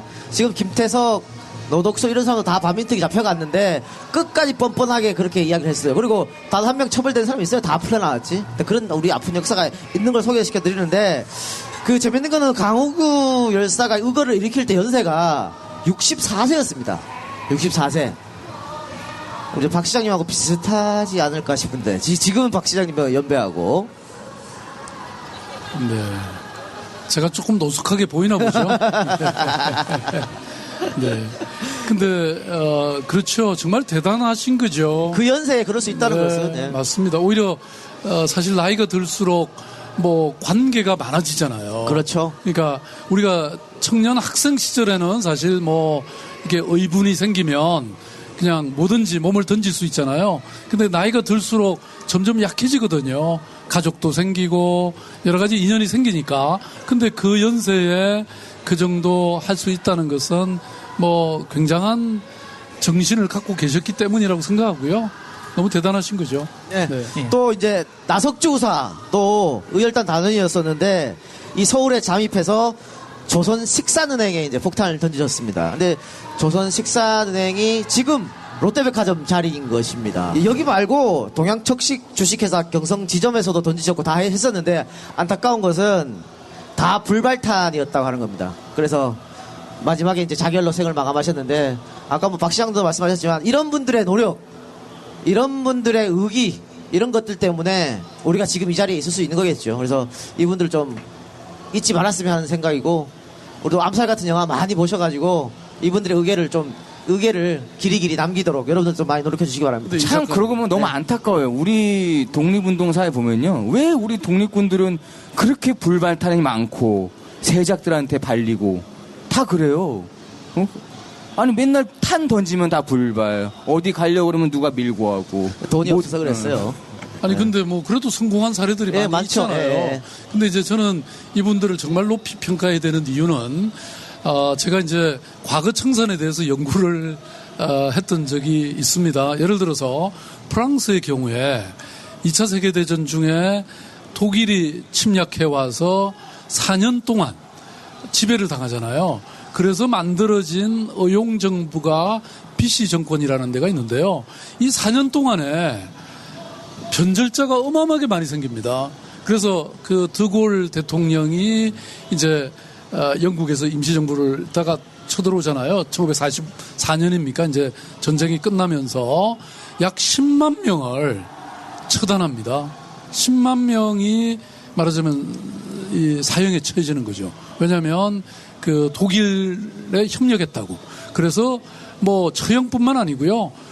독일에 부역한 언론인들은 그 후에 언론인으로서의 자격을 박탈당했고, 변호사들은 법조인의 자격을 박탈당하고, 심지어는 독일 병사와 잠을 잔 사실 여성들조차도 전부 머리 깎이우고요, 이렇게 거리를 돌아야 했던 이런 아주 우리가 보기에는 굉장히 심각한 그런 청산을 했죠. 그런데 생각해 보면 그 짧은 4년 안에도 그 나라가 그렇게 됐는데 우리는 36년의 지배를 그렇죠. 받았잖아요. 근데 그 사이에 그것도 끝까지 꿋꿋하게 정말 만주해서 정말 가족들이 얼마나 고생했겠습니까? 그래서 지금도 그런 말 있잖아요. 독립운동 했던 분의 자손들은, 그러니까 말하자면 교육을 시킬 기회가 없었던 거죠. 교육이 뭡니까? 다 굶어 죽지 않은 것만 해도 다행이었죠. 그러니까 지금 와서, 뭐 지금 최근에 와서 보니까 뭐 새로운 이런, 끊임없이 왜 독립지사들을 이렇게, 새롭게 지정해서 보훈 대상자로 올리고 있잖아요. 근데 저는 참으로 이해가 안 가는 게 독립된 지가 70년이 됐는데 어떻게 지금까지 발굴을 하고 있습니까? 그죠? 그러니까 이게 정말 그 점은 저도 어쨌든 고위공직자의 한 사람으로서 너무나 부끄럽게 생각합니다. 그죠? 그분들은 기간 동안 이 정부가 됐든 어디가 됐든 의지가 좀 약했다라고밖에 볼 수 없는 것 같은데요. 의지가 약한 것이죠. 네. 그러니까 저는 신상 필벌을 제대로 해야 다음에 우리의 역사가 그런 일이 오지 않으려는 법이 어디 있습니까? 그럴 때에 과감히 나서서 국가를 위해서, 나라를 위해서, 또 우리 사회를 위해서 기꺼이 목숨도 바치고 또 희생하고 헌신할 수 있는 사람들이 나타나는 거 아니겠습니까? 아니 이렇게 좋은 일을 하면 다 손해본다고 하면 누가 하겠냐는 거죠. 네. 지금 이 자리를 빌어서 저기 재수 씨한테 한마디 하겠습니다. 재수 씨, 우리 동영이가 좀 막 노는 것 같지만 지금 가족과 자식이 있는데도 불구하고 열심히 하는 거니까 조금 이해 좀 많이 해줬으면 좋겠어요. 네. 그래요. 예. 제가 보기에는 우리 이 박사님이나 이 작가님 또 저 세장님 같은 분도 사실은 독립운동가예요. 그럼요. 왜냐하면 여기 독립운동하는 마음을 한다니까. 네, 제가 보기엔 생기는 거 별로 없잖아요. 근데 사실 우리 사회에 독립운동하는 분들이 많으세요. 시민운동 한다거나 사회운동 하는 분들은요. 사실 저도 오래 해봤지만 뭘 위해서 하는 게 아니거든요. 그런 거 할 것 같으면 이미 다 기업에 들어가거나 다 돈 버는 방법을 생각했겠죠. 근데 이렇게 열심히 하는 분들 여러분 많이 좀 그 단체 회원도 돼 주시고요. 오늘 한번 여기 클릭하면 좀 도움이 되나요? 들어가서 한번 다운 받으면. 그런 거 안 하셔도 됩니다. 이럴 때 좀 도와드리려고 했더니 안 도와주셔도 됩니다. 저희가 알아서 하겠습니다. 아니 시장님이랑 방송을 하니까 시장님 또 댁 앞마당이잖아요. 아까 말씀하실 때 생기는 거 아무것도 없죠 할 때 원래 EJ식이면 B도 없어가 나와요. 근데 오늘 막 미치겠어요. 뭐도 못하고 뭐도 못하니까. 그래요. 우리를 도와주시려면 다음에 우리 앞마당으로 한번 모시기 바랍니다. 네. 그래서 우리 마음대로 막 하게. 예전에 시장님께서 시장님과 관련해서 인터넷에 웬 글이 하나 올라갔어요. 제목이 예전에 김구 선생을 테러리스트라고 한 적이 있어. 내가 그랬어. 라는 제목이고 작성자가 원조 개새끼. 예, 그렇게 돼 있네요.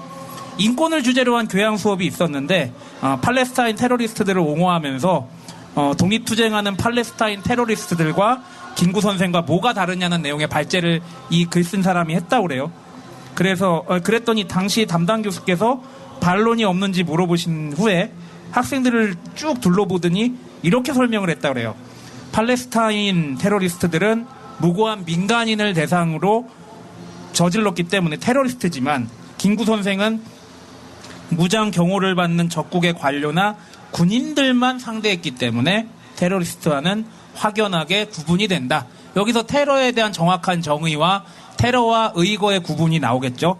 그때 당시 인권 교양 수업을 하셨던 그 교수께서 지금 서울시장이 되셨다는. 아니 근데 사실은 그 어떤 학생이 그런 것까지 다 올렸어요. 근데 그 얘기는 조금 틀린 얘기고요. 저는 그 팔레스타인 해방기구의 사례와 사실 우리 독립운동했던 임시정부의 사례가 사실은 참 유사함이 있다는 걸 제가 설명을 했던 것이고요. 그러니까 물론 기본적으로 테러리즘은 그걸 우리가 찬양하거나 그럴 수는 없겠죠. 저는 어떤 살인이든 폭력이든 용납되지 않는 게 원칙이지만 말하자면 이렇게 나라를 뺏긴 입장에서 보면 사실 모든 수단이 다 손에 없고 오직 그런 것밖에 남아있지 않는 상황에서 그건 말하자면 정당화되는 거 아니냐 이런 제가 얘기를 했고요. 예컨대 안중근 의사가 아마 그 세례명이 토마인가 그러실 겁니다. 네. 그래서 본래 그 당시에 이 가톨릭에서요, 천주교에서 파문을 했습니다. 근데 그 후에 세월이 한참 지난 다음에 아마 한 10년 됐나요? 최근에 와서 그분을 다시 복권을 시켜 드렸습니다. 그러니까 말하자면 가톨릭 입장에서도 어떤 사람을 이렇게 암살한 거잖아요. 그러니까 살인을 한 거죠. 그래서 본래 교리에는 어긋난다고 생각했지만 말하자면 이 안중근 의사의 행위를 정당성이 있는 것으로 수정을 한 것이죠. 그래서 사실 이게 참 복잡하고 어려운 문제긴 합니다만은 뭐 그렇게 좀 설명이 되겠죠, 여러분? 네.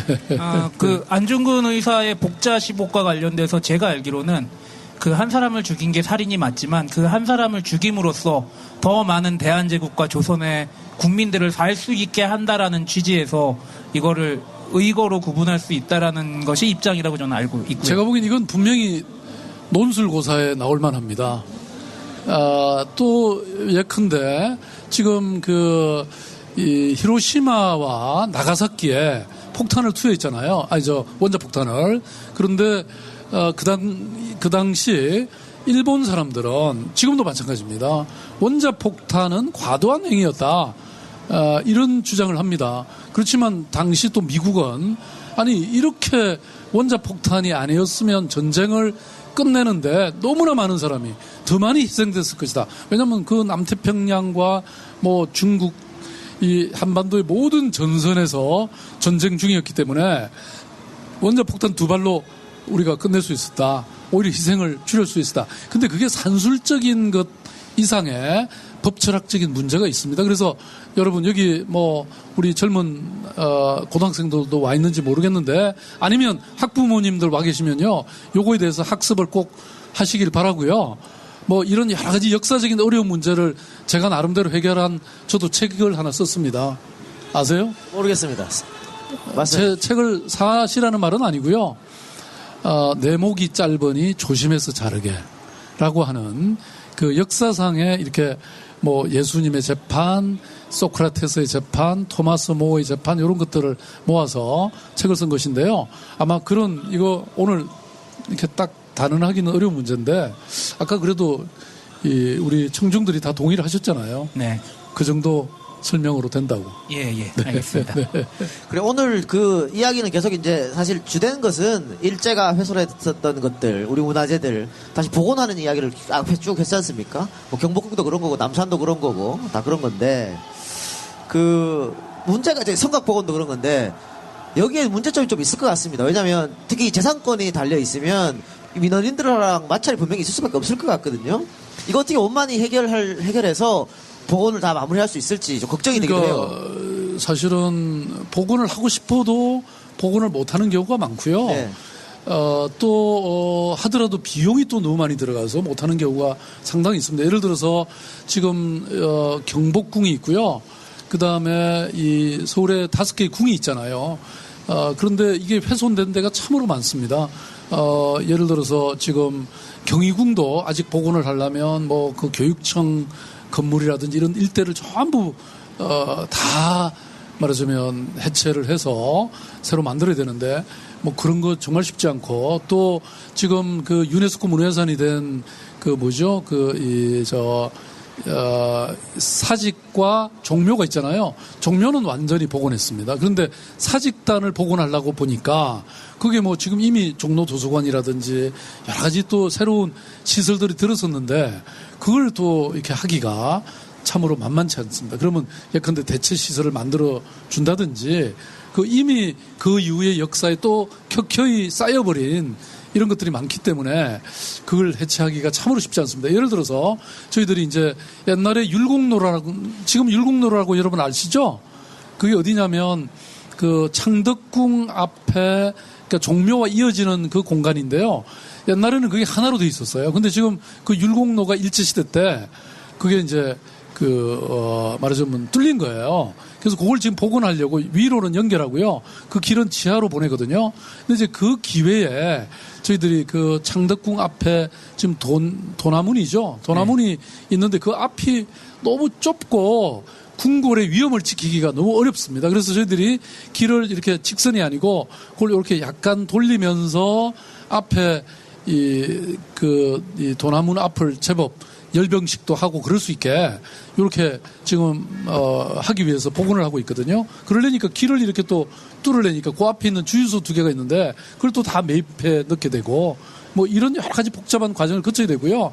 그다음에 저희들이 지금 중앙정부 요청하고 있는 게 경복궁도 마찬가지입니다. 경복궁 앞이 사실 한 나라의 왕궁의 이 정궁의 이 위상에 걸맞지 않게 너무 그게 작습니다. 그래서 광화문의 그 앞에 길을 이렇게 돌리고 그 월대라고 하는데요.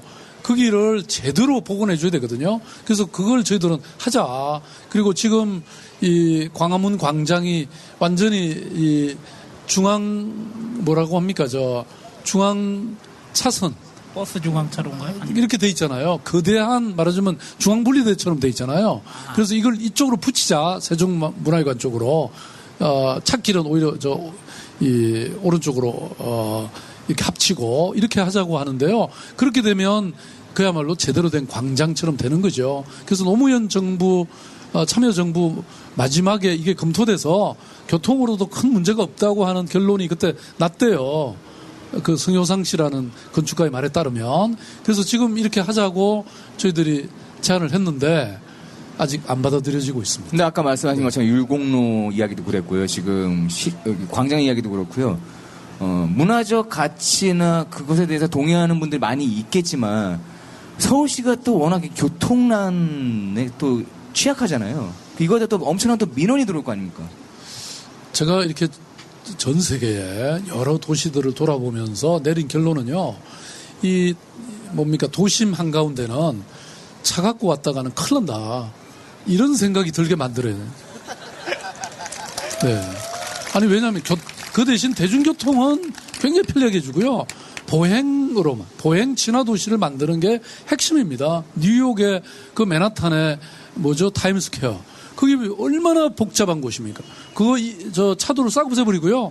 인도 만들고 광장을 만들었습니다. 그 다음에 파리 세느강에 이게 자동차 고속도로가 있었거든요. 그 인도교로 완전히 만들어버렸습니다.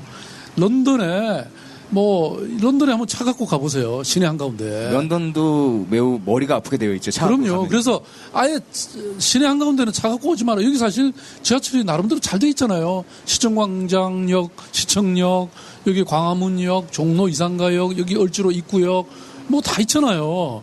얼마든지 걸으면 되죠. 우리나라 사람들이 걷는데 너무 저거예요. 제가 사실 시장되고 나서는 잘 못 걸으니까 요새 산에 가면 힘들거든요. 옛날 변호사 할 때, 시민운동 할 때요. 쌔딱 메고 맨날 걸어 다니니까 제가 지리산 다람쥐였습니다. 이 작가 잘 들어. 걷는 건 건강에 좋아요. 그리고 이게 걷는 게 또 하나 좋은 게 이게 상가가 살아납니다. 왜냐하면 회사에서 또는 자기 일 딱 보고 집에까지 가버리면요. 그 구멍가게들이 다 망합니다. 그러니까 지역 상권을 살리려면 걸어 다녀야 됩니다. 옛날에 기억 안 나세요? 역에서 내려갖고 집에 이렇게 들어가는 과정에서 꽃도 한 송이 사가고 제가 사실은 지하철역에서 딱 내리니까요. 우리 아파트 걸어가는데 꽃 가게가 있는 거예요. 그 아줌마가 저를 알아보고 인사를 하니까 제가 할 수 없이 꽃을 샀어요. 네, 그래가지고요. 집사람은 자기를 위해서 사온 줄 알고 너무 좋아했는데 이 방송은 안 들어야 되겠네. 네. 그 시장님 대중교통 자주 이용하십니까? 요새는 자주는 이용은 못 하는데요. 옛날에는 정말 완전히 BMW였죠. 네. BMW가 뭡니까? 네? 버스, 그다음에 메트로, 그다음에 워크. 예. 여기 계신 분들 오늘 거의 아마 대중교통으로 오신 것 같은데, 그죠? 예. 차 댈 데도 없어요. 예. 그래서 이분들은 대중교통 많이 이용하시는 분이니까. 예. 그럼 이제 슬슬 좀 마무리해야 될 시간인데, 현장에 계신 오늘 오신 분들 질문 박원순 시장님한테 딱 한 두 분만 받아볼게요. 오늘 지금요, 이 작가가 진짜로 원고대로 진행을 하나도 안 해가지고. 돌아버리겠어요. 지금 페이지 하나도 안 넘기고 있어요, 지금 저희도. 없습니까? 찬스인데? 네! 제가 마이크 갖다 드릴게요. 네. 너 예쁜 여성에게 접근하기 위한 꼼수 아니니? 네, 시장님 안녕하세요. 저는 고양시에서 온 김예린이라고 합니다. 서울시청 참 옛날에 보궐선거 하셨을 때 그때 그 시장이었던 세훈 씨 방패를 외친 게 엊그제 같은데 이게 다시 와서 정말 좋고 제가 질문 드리고 싶은 건 그 아까 북한 관계에 대해 말씀하셨는데 이제 고양시 서울에서 고양시로 거주한 지 10년이 넘어가거든요. 그래서 좀 북한 문제에 대해 많이 생각하고 있는데 좀 일단 정부는 잘 모르겠고 이제 시장님이 개성이나 이런 곳과 뭐 자매 결연이나 이런 걸 해서 좀 서울시 차원에서 그런 통로를 뚫을 뭐 문화 교류라든지 그런 게 있는지 궁금합니다. 예, 김예린 씨 정말 이런 위대한 시민들이 위대한 대한민국을 만듭니다, 여러분. 박수 한번 보내주시죠. 그 말씀처럼 서울시도 평양, 우리는 이제 아무래도 평양이 이제 자매 도시가 돼야 되겠죠.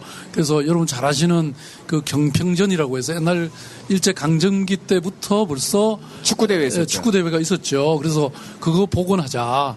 그 다음에 그 남북한 이 평양과 서울에 오케스트라 협연을 좀 하자. 그 외에도 평양도 굉장히 역사적인 도시잖아요. 그 평양성 같은 거를 복원해서 우리 서울 한양도성을 유네스코 문화유산으로 등재하는 것을 함께 연구한다든지 또 요거는 개성에 있는 모양이던데요. 서울에 지금 성균관 있잖아요. 이게 지금 많이 훼손됐어요. 그래서 북한 그 개성에 있는 국자감과 함께해서 또 이게 제가 하노이에 가니까 하노이의 국자감이 잘 돼 있더라고요. 보존이 잘 돼 있더라고요. 그래서 요걸 합쳐서 뭐 이 유네스코에 등재를 하자. 뭐 예컨대 이런 사업들을 이제 이렇게 저렇게 패키지로 제안을 하고 있는데 워낙 이게 정부 간 사이가 이렇게 악화되어 있기 때문에 저희들이 뭐 이렇게 제대로 안 되는 것 같아요. 그래서 참 안타깝고 그렇죠. 제가 독일을 보니까요. 독일의 경우에는 이 통일이 되기 전에 예컨대 이 베를린의 시장이 이름이 몬퍼라는 시장인데요. 이분 제가 인터뷰를 같이 해보니까 동독에 넘어가서 매년 가서 회의를 했대요. 그래서 수도나 이런 가스관이나 이런 도로나 이런 걸 어떻게 연결하고 어떻게 서로 공유할지 이런 것에 대해서 참으로 많은 회의도 하고 협력도 했더라고요. 독일 통일이 우연히 하루아침에 이루어진 게 아닙니다. 이게 긴 세월 동안 그런 정말 노력에 의해서 된 거거든요. 제가 오늘 아까 말씀하신 동북아시아 평화회의 거기서 제가 그런 얘기 했는데요. 브란트 수상이 이런 얘기를 했습니다. 내가 그 버스가 오기를 기다리고 있다가는 그 버스가 안 오면 영원히 내가 목적지에 도달할 수가 없다. 그런데 지금부터 걷기 시작하면 언젠가는 도달할 수 있다. 그래서 시작한 게 동방정책이고요. 이게 정권이 아무리 바뀌어도 이 동방정책은 지속이 됐습니다. 여러분 잘 아시는 여러 그 수상이나 대통령들이 정당이 바뀌어도 이 동방정책은 끝까지 폈기 때문에 제가 독일을 가보니까요. 저는 놀라웠던 것은 동독 시민들이 서독의 TV를 분단되는 날부터 통일될 때까지 다 봤던 거예요. 동독 정권이 왜 서독의 TV를 보게 해줬겠어요. 그것은 끊임없는 이런 협력과 교류와 지원이 있었기 때문이거든요. 저는 통일을 해내려면 이런 정도 통이 있어야 된다. 저는 그렇게 생각하고 있습니다. 예. 네, 한 분만 더 받아보겠습니다. 네. 네, 안녕하세요. 고양시에서 온 박문숙이라고 합니다. 왜 자꾸 고양시에서 오세요? 아니, 최성 시장님이 서운하시겠어요. 네. 제가 오늘 그 청계천을 따라서 여기까지 걸어왔거든요. 을지로에서. 근데 오다가 보니까 외국 사람들도 청계천을 굉장히 많이 찾고 그다음에 어린 아이들이 그 청계천 물에 발도 담그고 이렇게 놀고 있던데 보는 그런 보이는 전경들보다 냄새가 너무 많이 나서 좀 지나갈 때 불쾌했어요. 근데 그걸 또 저만 느끼는 게 아니라 외국 사람들이 많다 보니까 약간 좀 부끄러운 생각도 들고 그런데 그 청계천에 대한 그 원래 취지대로 그 산에서 나오는 그 물을 자연스럽게 이어서 이렇게 냄새 나지 않는 그런 그 천으로 복원하실 계획은 없으신지. 예. 예, 뭐 굉장히 중요한 말씀을 하셨는데요. 그 생각은 있죠. 그리고 저희들이 청계천 시민위원회라는 걸 제가 취임하자마자 만들어가지고요. 거기서, 청계천을 온전하게 제대로 복원하는 마스터 플랜을 만들었습니다. 2050년까지 계획인데요. 제가 아까 말씀드렸잖아요. 오래 하겠다고. 근데 그 2050년 계획 안에는 그게 다 들어 있습니다. 생태성을, 자연성을 회복하는 것. 두 번째는 접근성을 강화하는 것. 그 다음에 역사성을 복원하는 것. 이런 게 다 들어있는데요. 말씀하신 것도 그 중에 하나이고요. 근데 이제 냄새 나는 것은 제가 조금 또 다른 이유인데 그게 뭐냐면 서울의 지금 도시의 발전 과정에서 오수라고 있잖아요. 오폐수. 이 관을 보통은 이게 별도로 완전히 묻어야 되는데 이거를 함께 묻어놓고 비가 조금만 오면 그게 넘쳐서 그게 청계천으로 완전히 이렇게 쏟아집니다. 오폐수가. 그래서 그걸 해결하려고 제가 무진 이렇게 고민을 했는데 다 하려고 하니까 40조가 들더라고요. 왜냐하면 그거는 완전히 별도의 관을 다 묻어야 되기 때문에. 그래서 방법을 고민하다가 일단 냄새를 없애자. 그래서 그 냄새는 없애는 방법을 저희들이 찾아서 물론 그것도 비용이 많이 들어가는데요. 정화조에서 이 하수관거로 갈 때 거기서 냄새를 없애는 방법을 저희들이 개발해서 그걸 연차적으로 시행을 하려고 합니다. 그래서 제가 지난번에 이 서울에서 악취와 그 다음에 빛 공해와 소음 공해를 추방하겠다. 그 세 가지 그걸 발표를 했거든요. 인터넷 들어가시면 아마 다 나와 있을 겁니다. 네. 최선을 다해서 하겠습니다. 네. 그 들어가는 비용 40조는 도곡동 가서 받아야겠습니다. 그리고 고양 시민 여러분들이 질문을 많이 하셨는데 부러우시면 경기도지사 잘 뽑으셨어야죠. 그래요. 알겠습니다.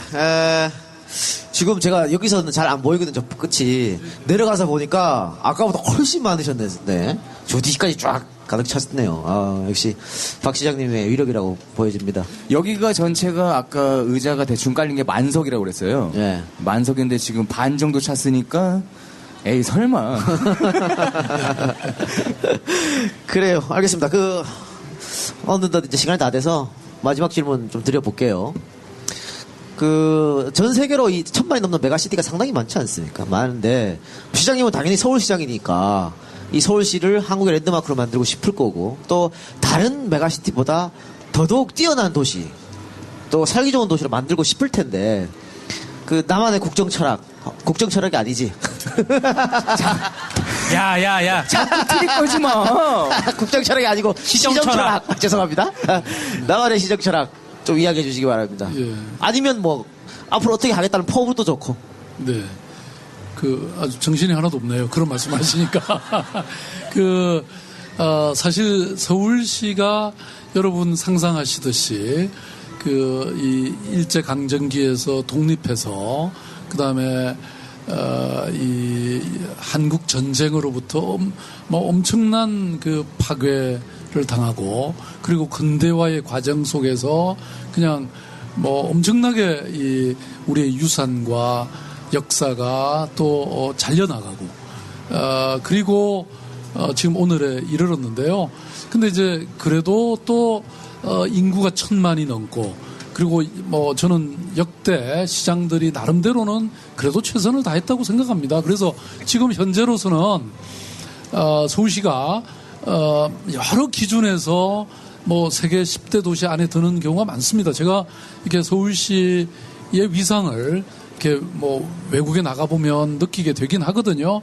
근데 저는 우리 서울시 직원들한테 이렇게 얘기합니다. Good to great.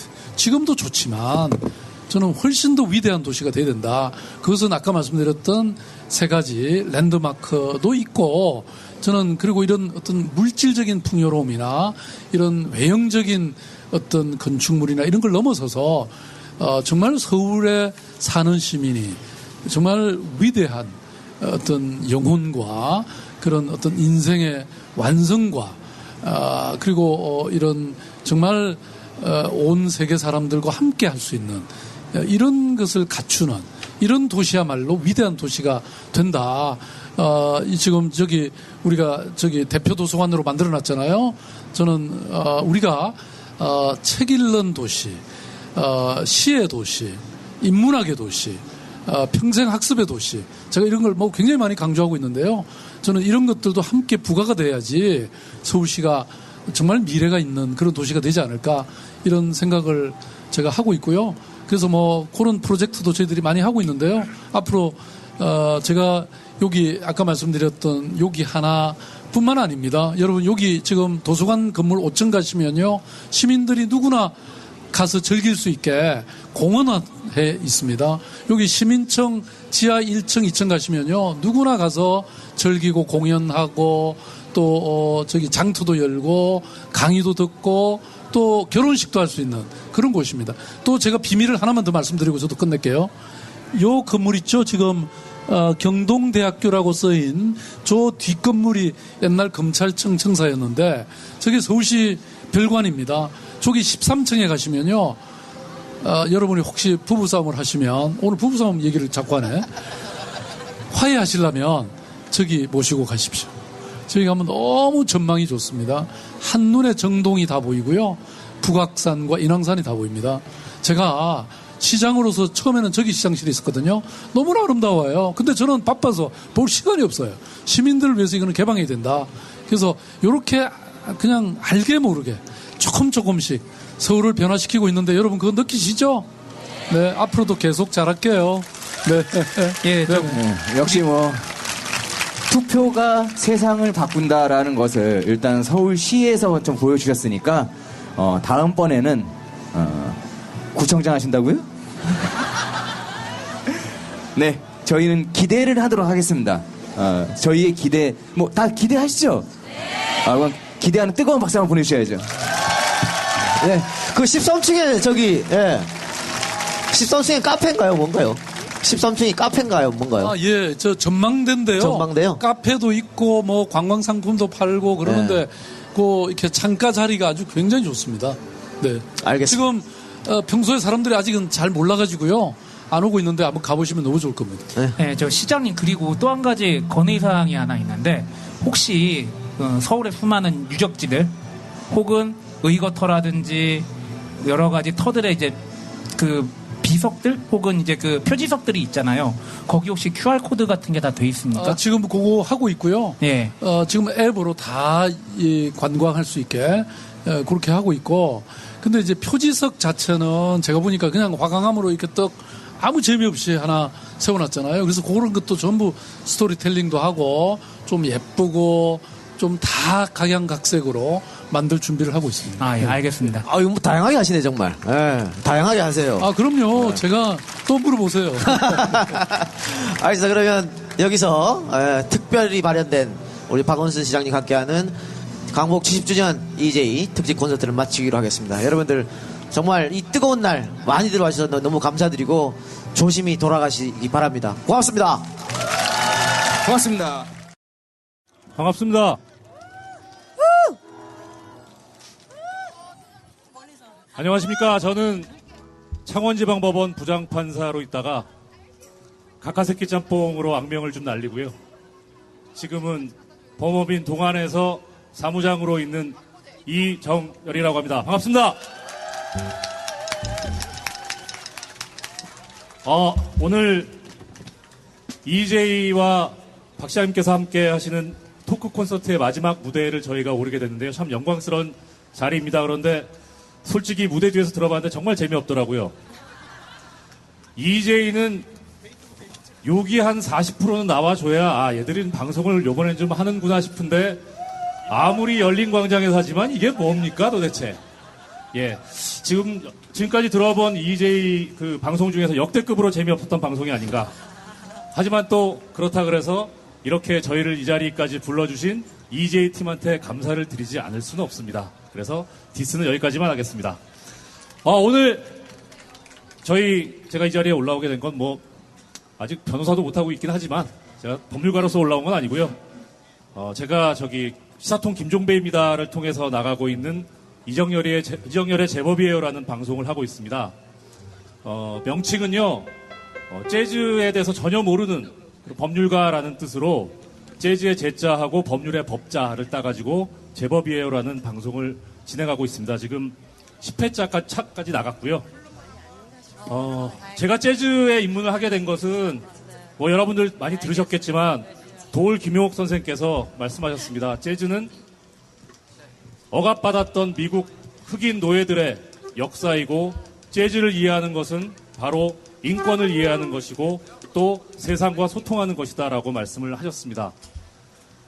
제가 20년 가까이 판사질을 하면서 이든 저든 간에 다른 사람들 마음에 못도 받고 뭐 누구는 이기게 해줬지만 누군 지게 해주고 그랬는데 그렇게 하다 보니까 저 나름대로 잘 인식하지 못하는 죄를 짓지 않았나 싶더라고요. 그런데 이렇게 문화 쪽에 와가지고 재즈에 입문을 하고 보니까 이런 음악이라든가 또 문화는 모든 사람들을 위해서 다 즐겁게 해드릴 수 있고 행복하게 해드릴 수 있는 그런 자리가 아닌가 싶어서 요즘에는 법률 쪽보다는 문화 쪽에 상당히 깊게 빠졌습니다. 각설하고요. 대충 저보고 악기 설치할 때까지 약하려고 했는데 설치가 끝난 것 같습니다. 뭐 아시다시피 저는 전문적으로 노래를 하는 사람은 아닙니다. 노래 잘 하는 것도 아니고요. 저와 함께 제법이에요에서 정말 프로로서 보컬을 맡고 계시는 재즈 보컬리스트 이성경 씨를 소개해드리겠습니다. 방송을 들으신 분들은 들으셨겠지만 안녕하세요. 예, 저희 제법이에요에서는 재즈 요정이다 해가지고 줄여서 제요라는 명칭을 쓰고 있습니다. 죄송합니다. 네, 얼굴을 못 들고 다니고 있어요.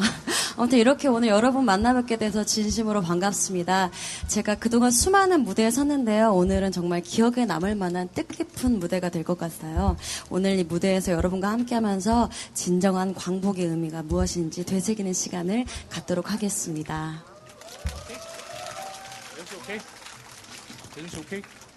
다 준비됐나요? 예. 오늘 연주해 주실 분들을 소개해 드리겠습니다. 저희와 함께 방송을 같이 하고 편곡을 해 주시는 분들인데요. 이거 좀 재즈로 만들어줘 하면 다 해줍니다. 근데 제가 음악을 잘 몰라가지고 민중가요밖에 아는 게 없거든요. 아니면은 뽕짝 뭐 이런 거 하고. 그래서 민중가요를 재즈로 바꿔달라고 하니까 다 바꿔주더라고요. 그래서 처음에 자판기 같다 그래서 자판기 밴드로 이름을 지었더니 마음에 안 든다 그래가지고 스스로 제법 밴드라고 이렇게 명칭을 해달라고 합니다. 여기 트럼펫을 들고 계시는 김혜중 씨가 리더시고요. 그래서 김혜중 밴드입니다. 여러분 소개 올리겠습니다.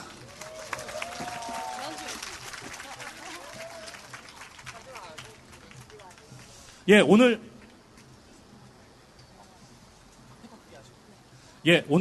저희 이 자리에서는요, 사실 준비는 엄청나게 했는데요. 보자 하니 시장도 하시고 졸립기도 하시고 힘드시기도 하시고 그래서 잽싸게 하고 저희도 뒤에서 재미없는 방송 계속 듣다가 술 좀 먹었으면 좋겠다 싶어가지고 빨리 끝내고 술 먹으러 가려고 합니다. 원래 준비한 노래는 광복을 맞이해서 우리가 아직 진정한 독립을 이루지 못했다는 그런 마음으로 친일파를 척결하고 정말 광복을 이루어보자 하는 마음으로 독립군들이 만주월판을 달리면서 부르던 독립군가를 한번 불러보고요. 그 다음에 그리고 소라. 예, 그리고 우리 민족의 기상인 푸르른 솔을 기억하는 그런 뜻에서 소라 푸르른 소라 이렇게 두 곡을 보내 올리겠습니다. 먼저 독립군가 보내 올리겠습니다. 1절은 제가 먼저 하겠습니다. 참고 들어주세요.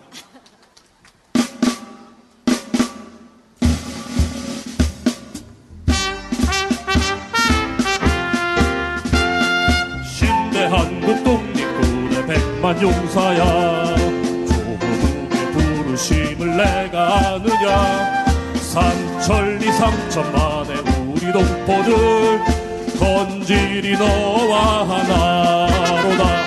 나가 싸우러 나가 싸우러 나가.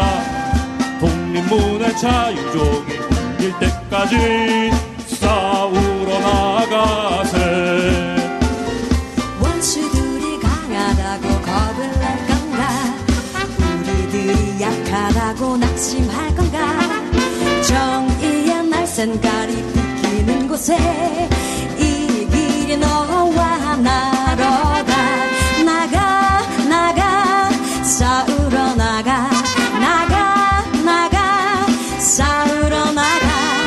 독립문의 자유종이 울릴 때까지 싸우러 나가세.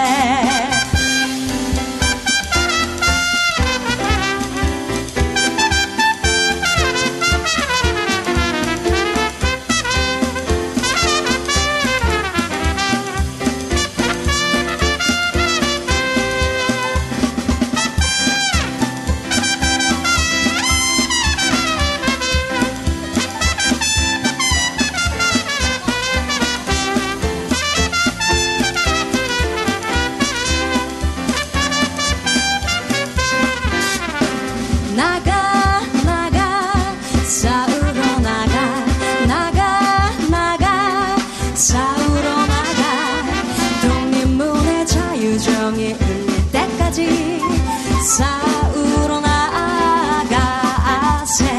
나가 싸우러 나가 싸우러 나가. 독립문의 자유종이 울릴 때까지 싸우러 나가세. 싸우러 나가세. 감사합니다. 감사합니다. 저기 중간에 멘트를 드렸어야 되는데요. 저희 오늘 이제 두 곡만 알게 되니까 저희가 생각해도 이게 소주 마시다가 이빨에 끼고 만 거지 이게 무슨 하다 간에 기별도 안 가게 이게 뭐냐? 예, 저희가 9월 4일 날 홍대 앞 롤링홀에서 콘서트를 엽니다. 혹시 오늘 들어보시고 얘들 뭐 가서 그냥 뭐 이렇게 지루하진 않겠다 싶으시면 한번 관심을 가져주셨으면 합니다. 예. 마지막 곡으로 아까 말씀드린 대로 소라 푸르르 소라 올리겠습니다. 이 노래는 저는 못합니다. 너무 높아가지고. 예, 저희 재현님께서 불러주겠습니다. 네, 같이 해주세요.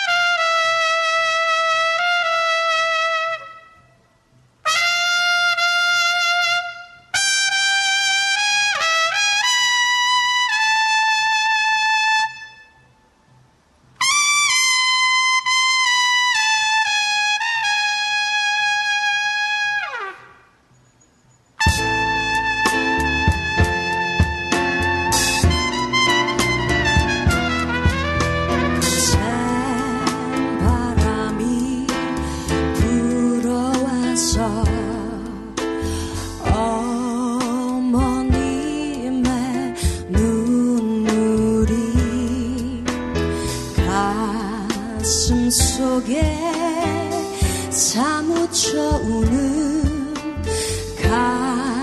갈라진 이 세상에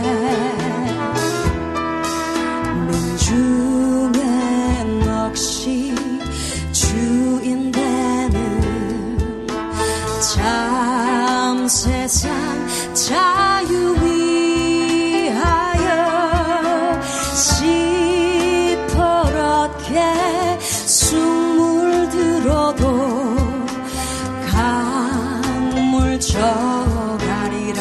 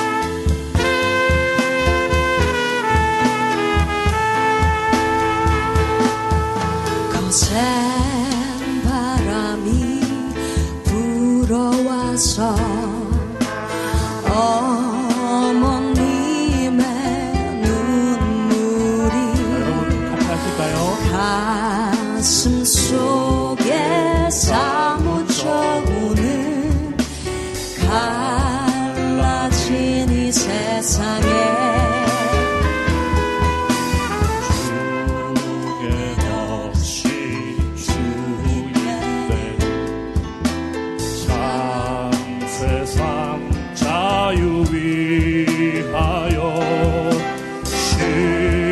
시퍼렇게 숨을 들어도 강물 쳐가리라. 소라 소라 푸르른 소라 새바람에 떨지 마라. 잔살 아래 내가 묶인 것 살아서 만나리라. 같이 할게요.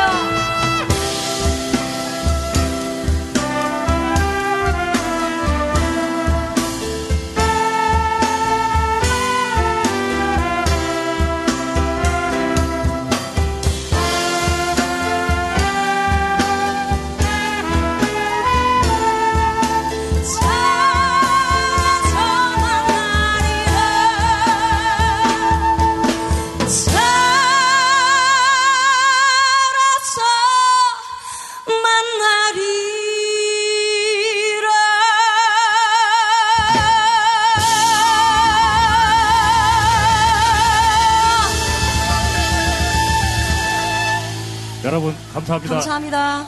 귀갓길 조심해서 돌아가시기 바랍니다.